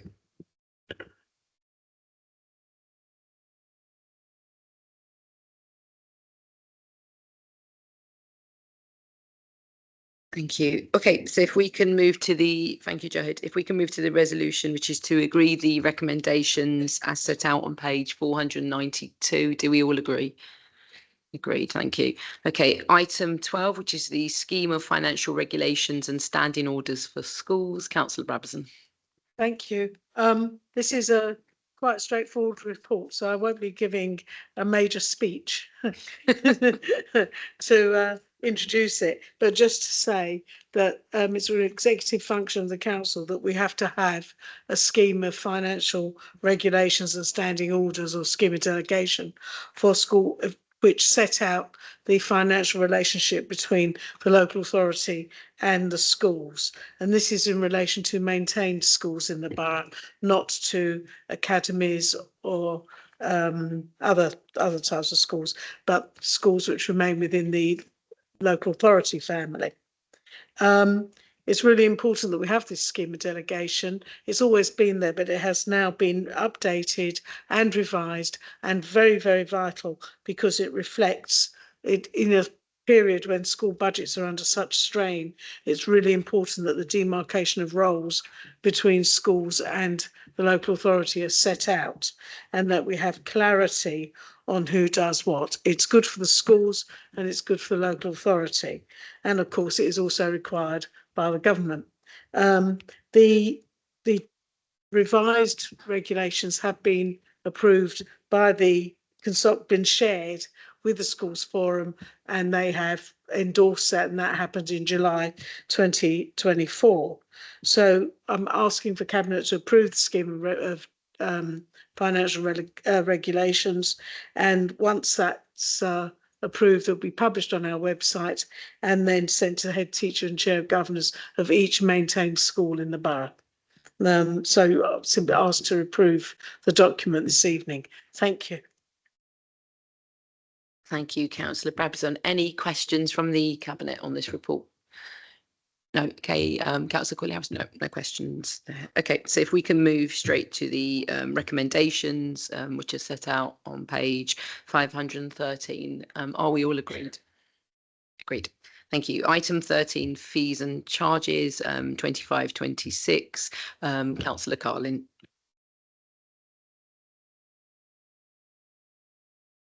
Thank you, Leader.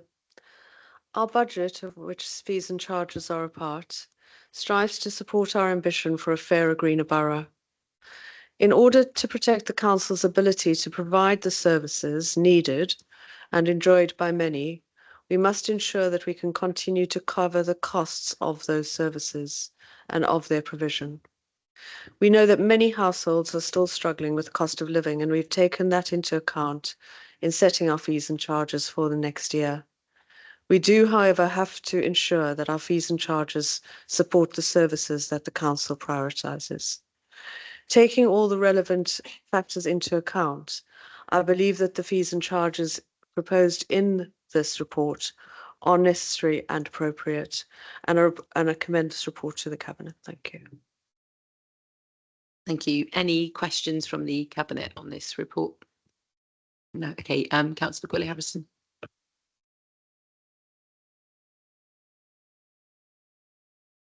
Because of the nature of the report, my questions are for three different cabinet members, or do you want me to go to Councillor Carbin? Yeah. Okay. So the first one is so visitor day permits are not included in the fees and charges table, despite they're yet to be the result from the parking consultation, as far as I'm aware. Is it omitted because the decision has already been made, or because the day price has been frozen and then there's no change, or is it an accident? If you could clarify, please. And then secondly, given the impact of the large commercial events, particularly in Finsbury Park, and the council's budgetary position, did you not consider raising the fees associated with the large scale events by more than the 5% proposed, or is that limited in statute in some way? And then also there's a new charge for main library hiring that's been introduced. If a part of a main library was hired out, would that therefore lead to further reduction in opening hours of that library, because it's the main library space rather than the rooms that has been hired? And it does reference that it would be within operating hours that hiring would take place. Thanks. Yes, if we can take SEMA, and then what's the next one? Events, sorry. Okay. Events, and then come back to Emily for libraries. Thank you, Leader. So Councillor Corley-Harrison, I'm not quite sure if you've got the agenda, but on the agenda under item number 13, which is the item we're discussing now, fees and charges, there's actually a paragraph, and I can read it for you just in case you haven't got it or haven't had the chance to read your papers before you came to the meeting. It said, please note this report does not contain proposed changes to the daily visitor permits, as the consultation ended on the 23rd of November. This will now be considered as part of the parking policy and strategy report in January 2025. If that hasn't answered your question, then yeah, I get why. To me, I read that as no decision on that has been put in the paper, not that it should therefore not appear as a fee and charge. Right, okay, and whether understood. it would include, if it were to go forward, whether it would be at the same uplift as the the 2 hourly ones that are listed. So presumably, if it's not in the paper and there is an uplift, that would be presented in the paper that comes as a result of the consultation, would it? Yes. Get you. Okay, fine. So as you will be aware, we have signed a multi-year deal with the festival organisers in Finsbury Park. So that has been included and considered as part of a consideration in the fees and charges that is presented here. And then in relation to libraries, so I'm going to hand over to you, Jess, for that one. Yeah, no, it's quite a specific question. So we have looked at all of our room hire rates. I mean, we do, quite often hire out sort of the larger spaces, more flexible spaces in the libraries for various activities, and it doesn't usually mean that the library has to be closed at all. In fact, it's a sort of, it's an addition to kind of keeping the libraries sort of vibrant and usable. And in the main libraries in particular, there'll be different spaces which are perhaps for quiet study, etc. We have looked at all of our room hire rates. We've done quite an extensive benchmarking. So whilst there's we've applied the general uplift of sort of 5% to most of the room hire rates, broadly, a number of other than the ones specified in the report at paragraphs 8, 13 and onwards, other charges have remained the same as in the previous year. So we've really tried to look carefully at what other boroughs are charging and to make sure we remain sort of competitive and accessible. But certainly the hires of the main spaces don't tend to mean that the library is closed. Sorry, can I come back on that? Because it's listed as a new proposal. It's on page 615. And it says new, all libraries by special arrangement only, adult library main area, and then there's a per hourly rate for booking. So I took that as this is a new revenue raising option. Sorry. Yeah, so it's I think what we're doing is trying to delineate the spaces in different ways. And so whereas previously we would have only had hires for particular rooms, it's the same rate that we're applying. We're just applying it, I suppose, to saying, look, the libraries are flexible spaces and you can use them in different ways. Okay, so so my original question was, would this lead to more closures of the libraries, or the spaces would still be open even though parts are they would rented out? be. Okay. That's the intention. Okay, I can double check and get back to you if it's different, but that's the intention. Thank you. Okay, so if we can move to the resolution on this, which is to agree the recommendations set out on page 594. Do we all agree? Yes. Excellent. Item 14, which is the LGA Corporate Peer Challenge Progress Review Report and Action Plan Update. I do have a speech planned. Just so in terms of the Corporate Peer Challenge, this is part of our commitment as a council to be open and honest about the challenges we face and in getting the basics right. We did take part in the Peer Challenge in May 2023, and this review does show the improvements we've made and the areas where we still have more to do. On our core Haringey deal priorities, the report demonstrates that we have made good progress to empower our communities to participate in decision-making processes.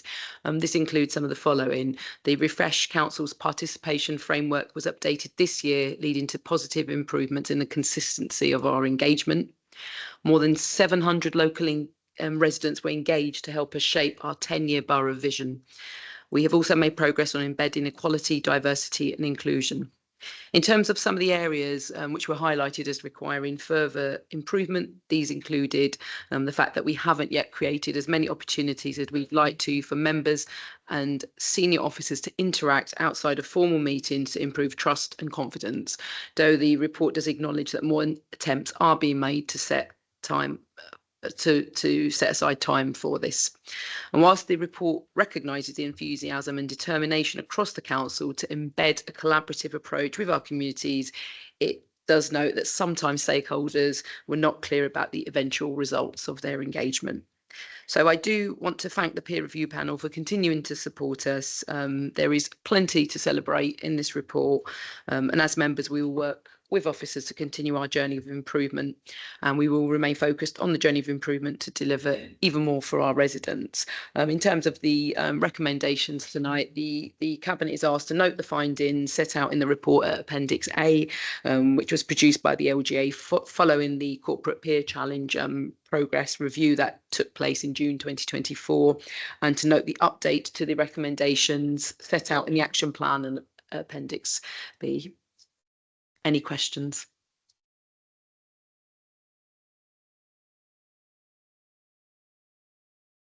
Councillor Colley-Harrison.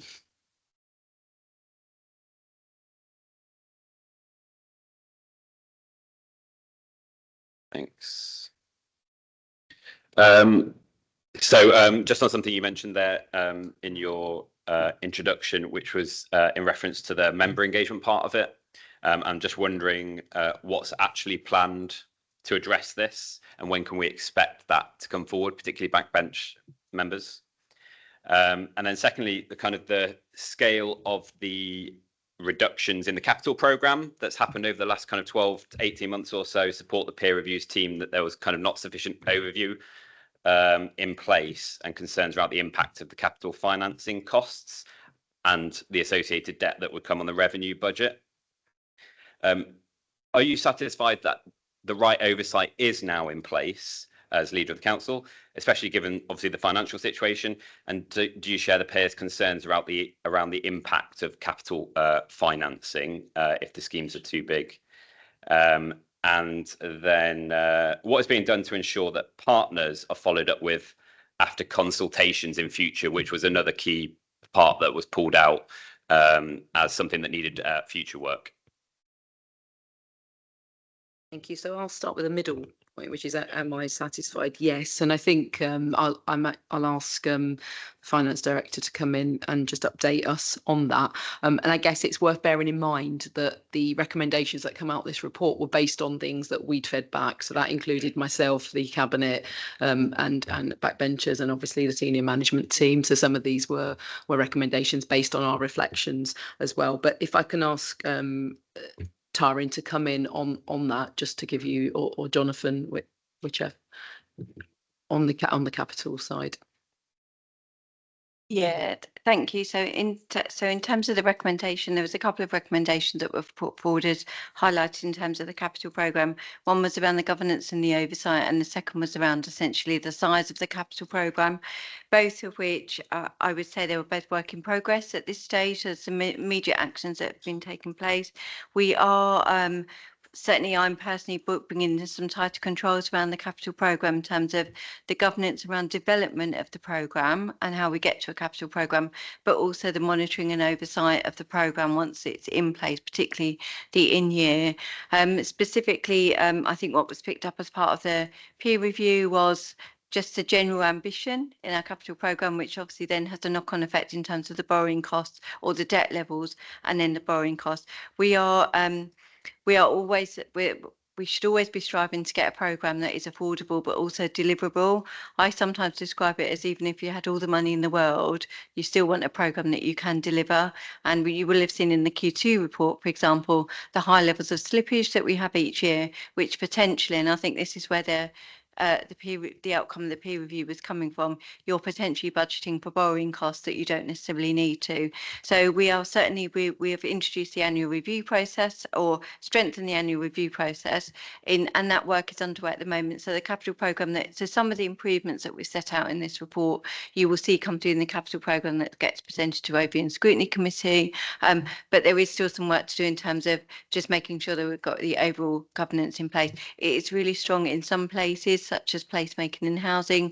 Actually, what we want to introduce is that governance that oversees the whole programme as a totality. Thanks. Thank you. And I'm just going to ask Jess to come in on your other questions, which was around involvement of backbenchers and also how we feed back to stakeholders following consultation, at the heart of which is the whole question around consultation engagement, obviously co-production. Jess, if you can just sort of highlight some actions that we intend to take. Sure. So I think there's, oh, sorry. So it was acknowledged that we acknowledge we haven't made as much progress on this, but there's a range of things we started doing to create different sorts of spaces for member and officer engagement. So we had the meet the senior management team for backbenchers, and I think that was felt to be a kind of positive experience, a way for members and officers to talk and just sort of understand where each other was coming from a bit more. We've put quite a lot of effort into different ways of reaching members and providing information to them. A lot of initiatives driven by Councillor Chanwani actually in kind of thinking about different ways of providing information to members so they don't always have to go for formal member inquiries. So the revamping of the member bulletin and trying to get proactively. And we put a lot of effort into constantly reminding officers to brief ward members about initiatives going on in their wards. So it's an ongoing piece of work, I'd say, trying to tackle it from from a range of different options, and to make sure that we are we're really understanding where members are coming from, and that we're providing opportunities to hear their views, including sort of all member briefings, but those more informal options as well. On consultation engagement, I think it's always an important thing is to kind of go back and say it's that kind of you said we did. So putting a lot of effort into our participation toolkit that we've got, kind of the work and advice that's provided by the team in Claire McCarthy's area to kind of provide support so that all of our consultations do live up to the sort of the highest standards, and there, you know, there's a common approach, and we are feeding back to those who've taken the trouble to give us their views to say what it is we've done in response. And that's, you know, you can sometimes do more than you perhaps need to, because if you kind of overkill, there's a thing about not providing so much information that things get lost. But I think really thinking thoughtfully that it's not just about going and asking the questions. A consultation exercise involves closing the loop at the end of it and really explaining, as we sought to do with the libraries one, really explaining how feedback from residents and others has informed the final decision, so you can really track it through. So again, it's an ongoing piece of work. There's a lot of training going on that's available for officers. And I say the sort of participation hub, which provides a wealth of good practice advice that we encourage officers to follow. Hope that helps. Thank you, Jess. So if we can move to the resolution, which is to agree the recommendations set out on page 670. Do we all agree? Agreed. Thank you. Okay, item 15, which is adopting a new domestic abuse and violence against women and girls policy for council tenants and leaseholders, and those approaching the council as homeless. Councillor Williams. Thank you, Leader. And just to say, happenstance is that today marks the last day of 16 days of activism against gender-based violence.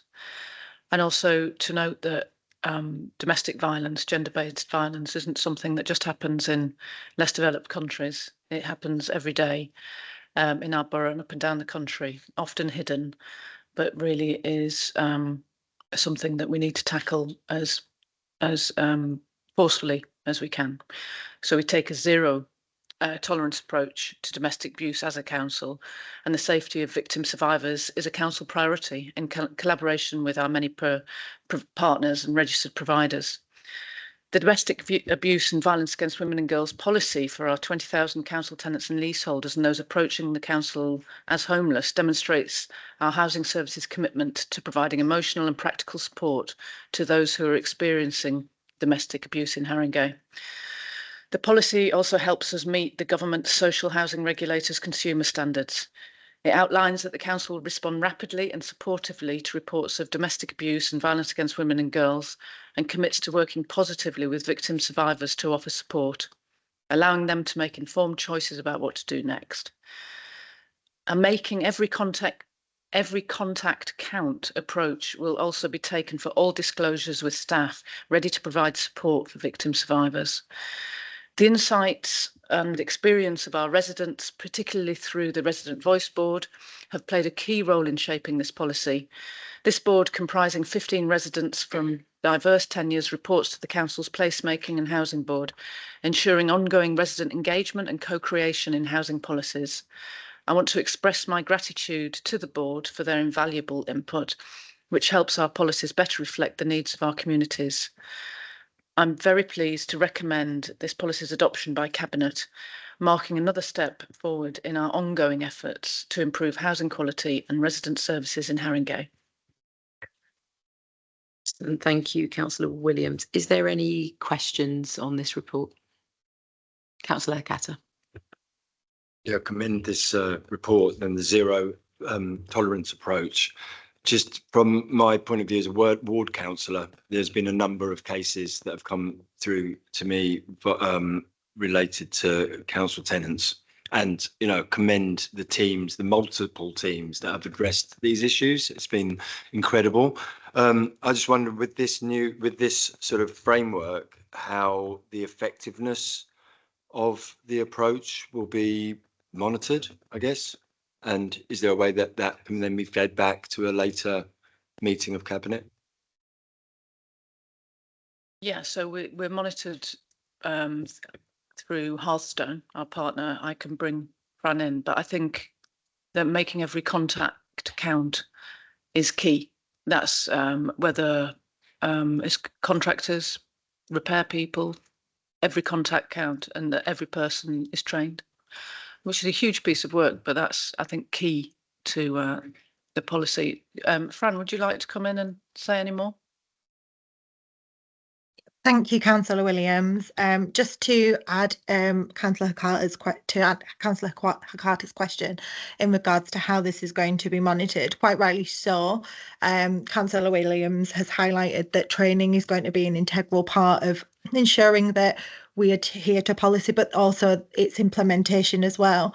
In terms of the data monitoring, myself, in terms of through my service, we collate and collect data across the borough in partnership with our Vogue partners as well. So that will be one way that we can establish and monitor effectiveness. But not only, it'll also mean that we have better insight in terms of how our housing teams make referrals into specialist partnerships, but also how they themselves are recording this data too, to make sure that it's very much a multi-agency approach. To add as well, further kind of monitoring from this, we're currently working towards DAHA accreditation, which I'm leading on in line with my colleagues in placemaking and housing, to kind of make sure we've got more stringent policies and procedures to make sure that we are, that everything's being highlighted.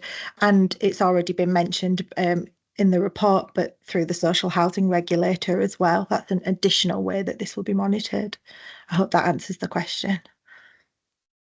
To say that DAHA is the Domestic Abuse Housing Alliance. Oh, yeah, if you're sorry. wondering. And Fran, you didn't introduce yourself either. Oh, I'm so sorry. I'm Fran Bolton. I manage Hearthstone, the in-house domestic abuse service. Terribly sorry. That's fine.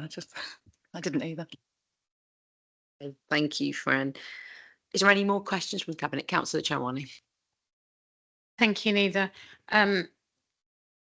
Firstly, before I ask the question, I just do want to thank Hannah for all of her work on this, but also taking the time out to speak to some of us as Cabinet members individually to kind of understand how our casework and our portfolios are overlapping into this.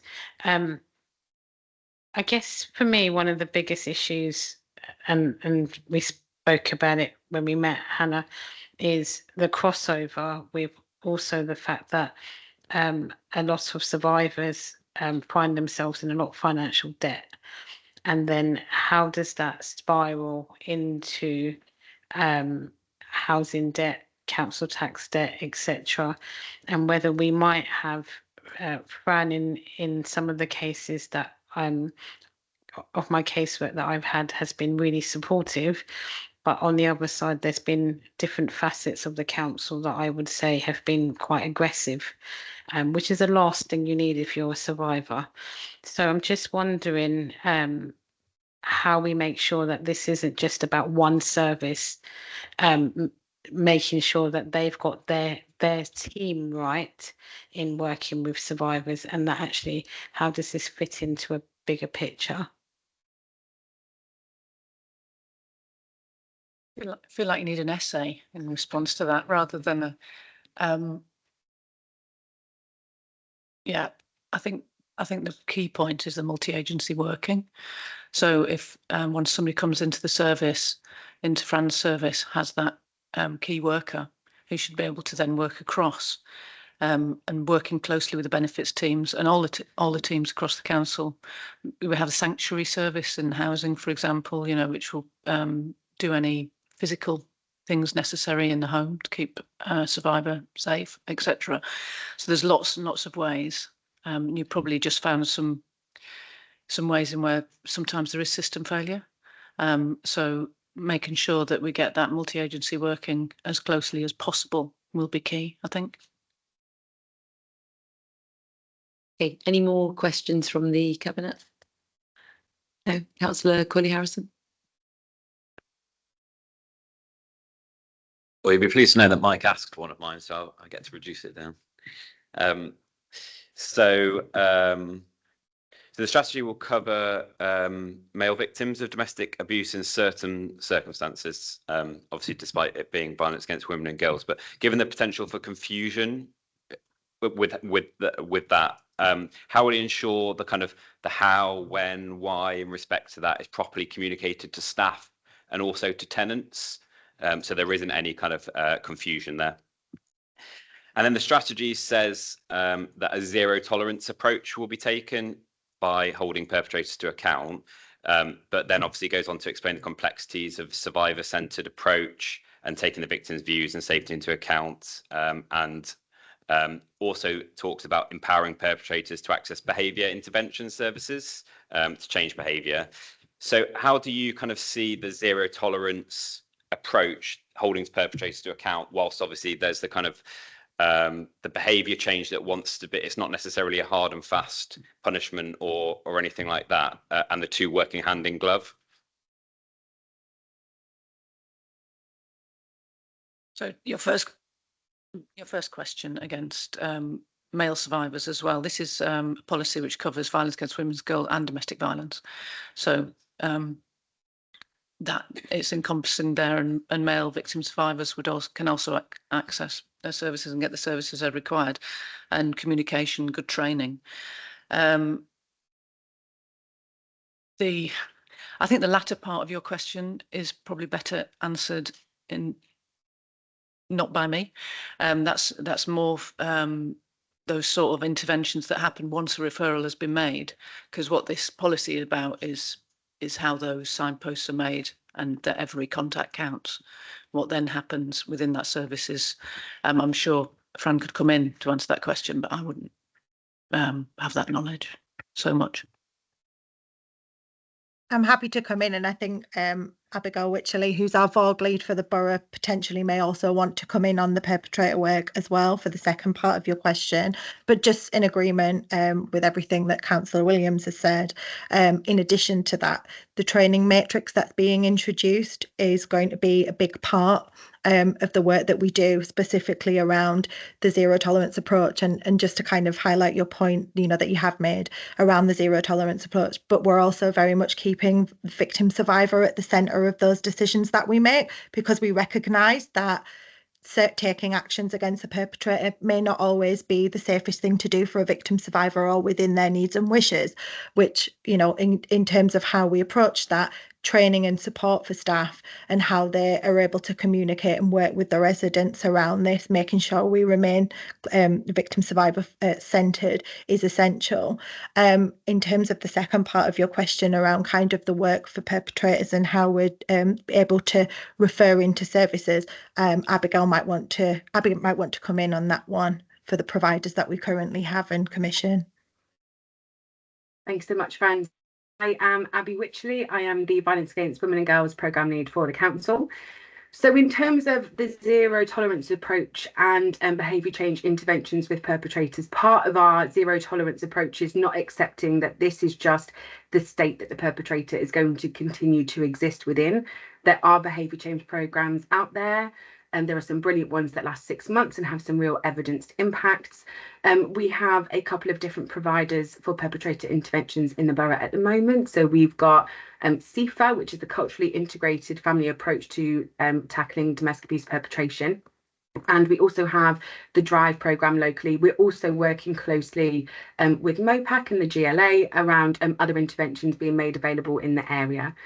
So yeah, we've got a range of different interventions. We're continuing to try and build that offer as well. I hope that answers your question. If not, let me know. Thanks, Abby and Fran. Thanks, Sarah. Thank you. Okay, so if we can move to the resolution on this, which is to agree the recommendations as set out on page 708. Do we all agree? Agreed, excellent, thank you. Item 19, which is to approve the decision to implement a borough-wide PSPO. If I can ask CouncillorOvat to introduce the report, please. Thank you, Leader. The purpose of this report is to present the outcome of the borough-wide Public Spaces Protection Orders consultation and to seek approval for a 3-year borough-wide PSPO. If approved, the borough-wide PSPO will come into force from 1st May 2025 and will remain in place for 3 years. We have listened and want to respond to the community's concerns around crime and antisocial behaviour.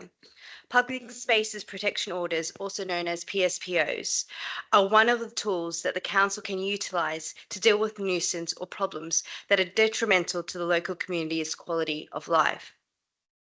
Our approach to engagement has been extensive, rooted in the principles of the Haringey Deal.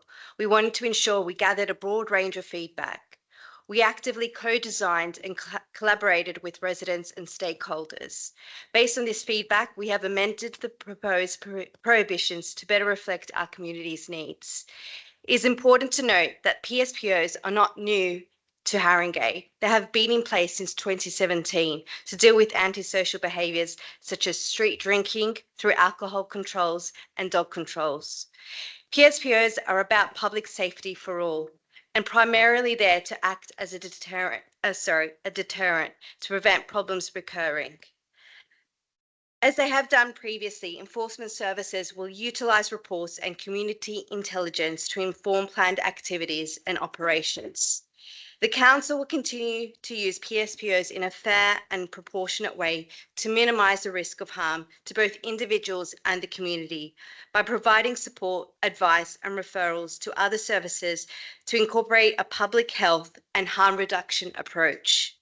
As a Cabinet Member for Communities, I am supportive of the proposals contained in this report to prevent the behaviours which have a detrimental effect on the lives of residents, businesses and visitors in the borough. Thank you. Thank you, CouncillorOvat. Is there any questions from the Cabinet on this report? Okay. Oh, sorry, Councillor Hakata. Thank you for your report. Are there safeguards in place to ensure vulnerable groups would not be discriminated in any way? And how will these be monitored? Thank you, Councillor Hakata. Just to make clear from the outset that we are committed to safeguard vulnerable groups. We have incorporated reasonable exemptions within the proposals to take into account vulnerable groups, such as those with disabilities, children and street homelessness. We also prioritise support for vulnerable groups. We aim to protect, not penalise vulnerable groups. As enforcement officers have already been doing, there are no on-the-spot fines for PSPO breaches, and the emphasis is on taking a fair and measured approach by signposting individuals to relevant services. So the team work closely with support and outreach services to undertake preventative and supportive initiatives. The enforcement of PSPOs are managed and monitored by the local authority. Additionally, police officers would be required to submit a witness statement to the council for triage and assurance. This process adds an additional safeguard, ensuring enforcement decisions are consistent and individuals' circumstances are taken into consideration. The implementation will be regularly reviewed by the local authority. And lastly, anyone issued with a fine has a right to appeal or can also raise a complaint. So there are a number of checks and balances in place. But anything further? All right, thank you.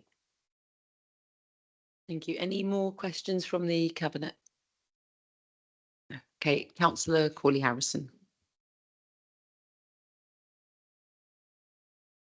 Thanks, Chair. Thanks, CouncillorOvat. So just wondering why the drugs and drug paraphernalia has been removed from this PSPO, but not alcohol, because the consultation responses seem quite similar with both. I was wondering whether it's because drugs are dealt with criminally anyway, and it wasn't really working in the previous one. So just to that point. And then what's the expected cost of managing and enforcing the PSPO over its lifetime? Thanks. Okay, so in terms of why drug paraphernalia was removed is based on the advice we received from legal advice. So although, you know, the responses, and we know there are issues around drug paraphernalia due to the legal implications of it, we had to remove that from the proposals. In terms of the costs, all the costs are funded into the actual PSPO's signage and information to raise awareness. So it's kind of ring fenced to that.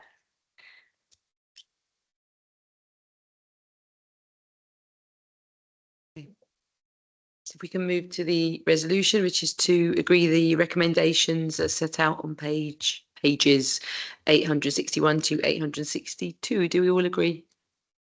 Agree. Thank you. Last item, item 20, which is the Brownfield Land Release Fund Grant Funding Agreement. Councillor Williams. Thank you, Leader.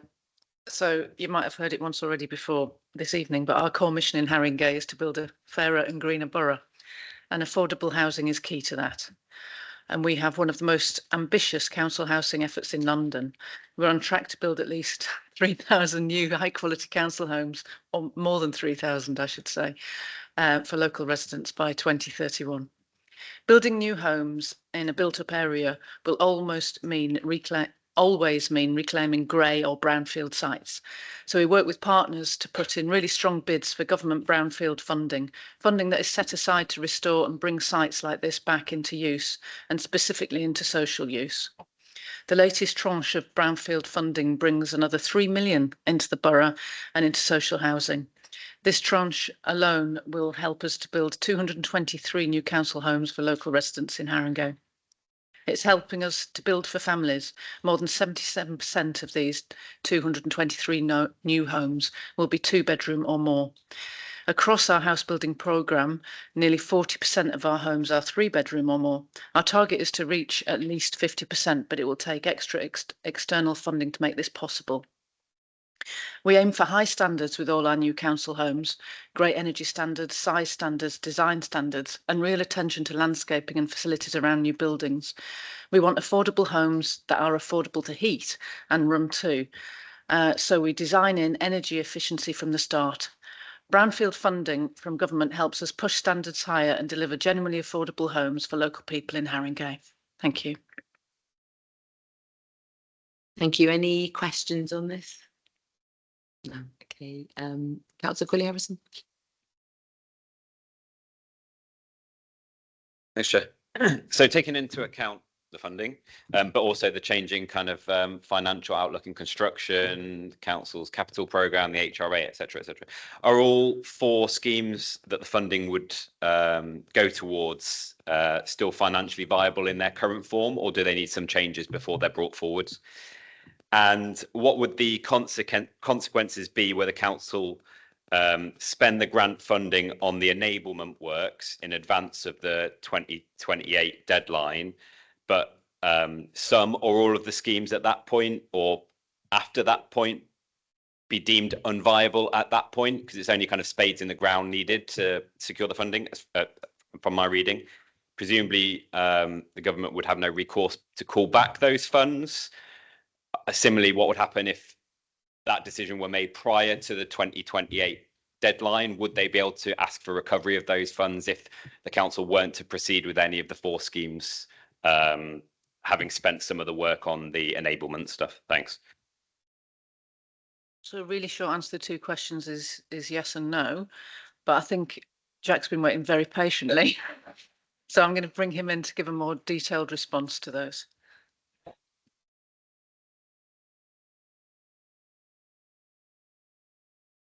Thank you, Jack Gould, the acting head of development. So the answer to the 2 questions are indeed yes and no. The more detailed answer is that all of the sites currently in the programme are viable and meet the key metrics that we would anticipate and that are set. And that includes the anticipated changes in the capital funding regime and the other changes that are necessary for the HRA budget. In order to put a spade in the ground, although that's a simple act in itself, we need to go through a number of governance processes to do that. And the most important of those is to run a competitive and compliant tendering process to ensure that we have the correct contractor. The correct contractor is tendered on the basis of a completed scheme. That completed scheme, before the tender goes live, will come back, of course, to Cabinet for approval. So the possibility of a spade in the ground remaining merely a spade in the ground is, I won't say impossible because nothing in this world is impossible, but extremely remote, and certainly hasn't happened thus far. Yeah, and there wouldn't have to be a repayment or anything. So, no. Okay, great.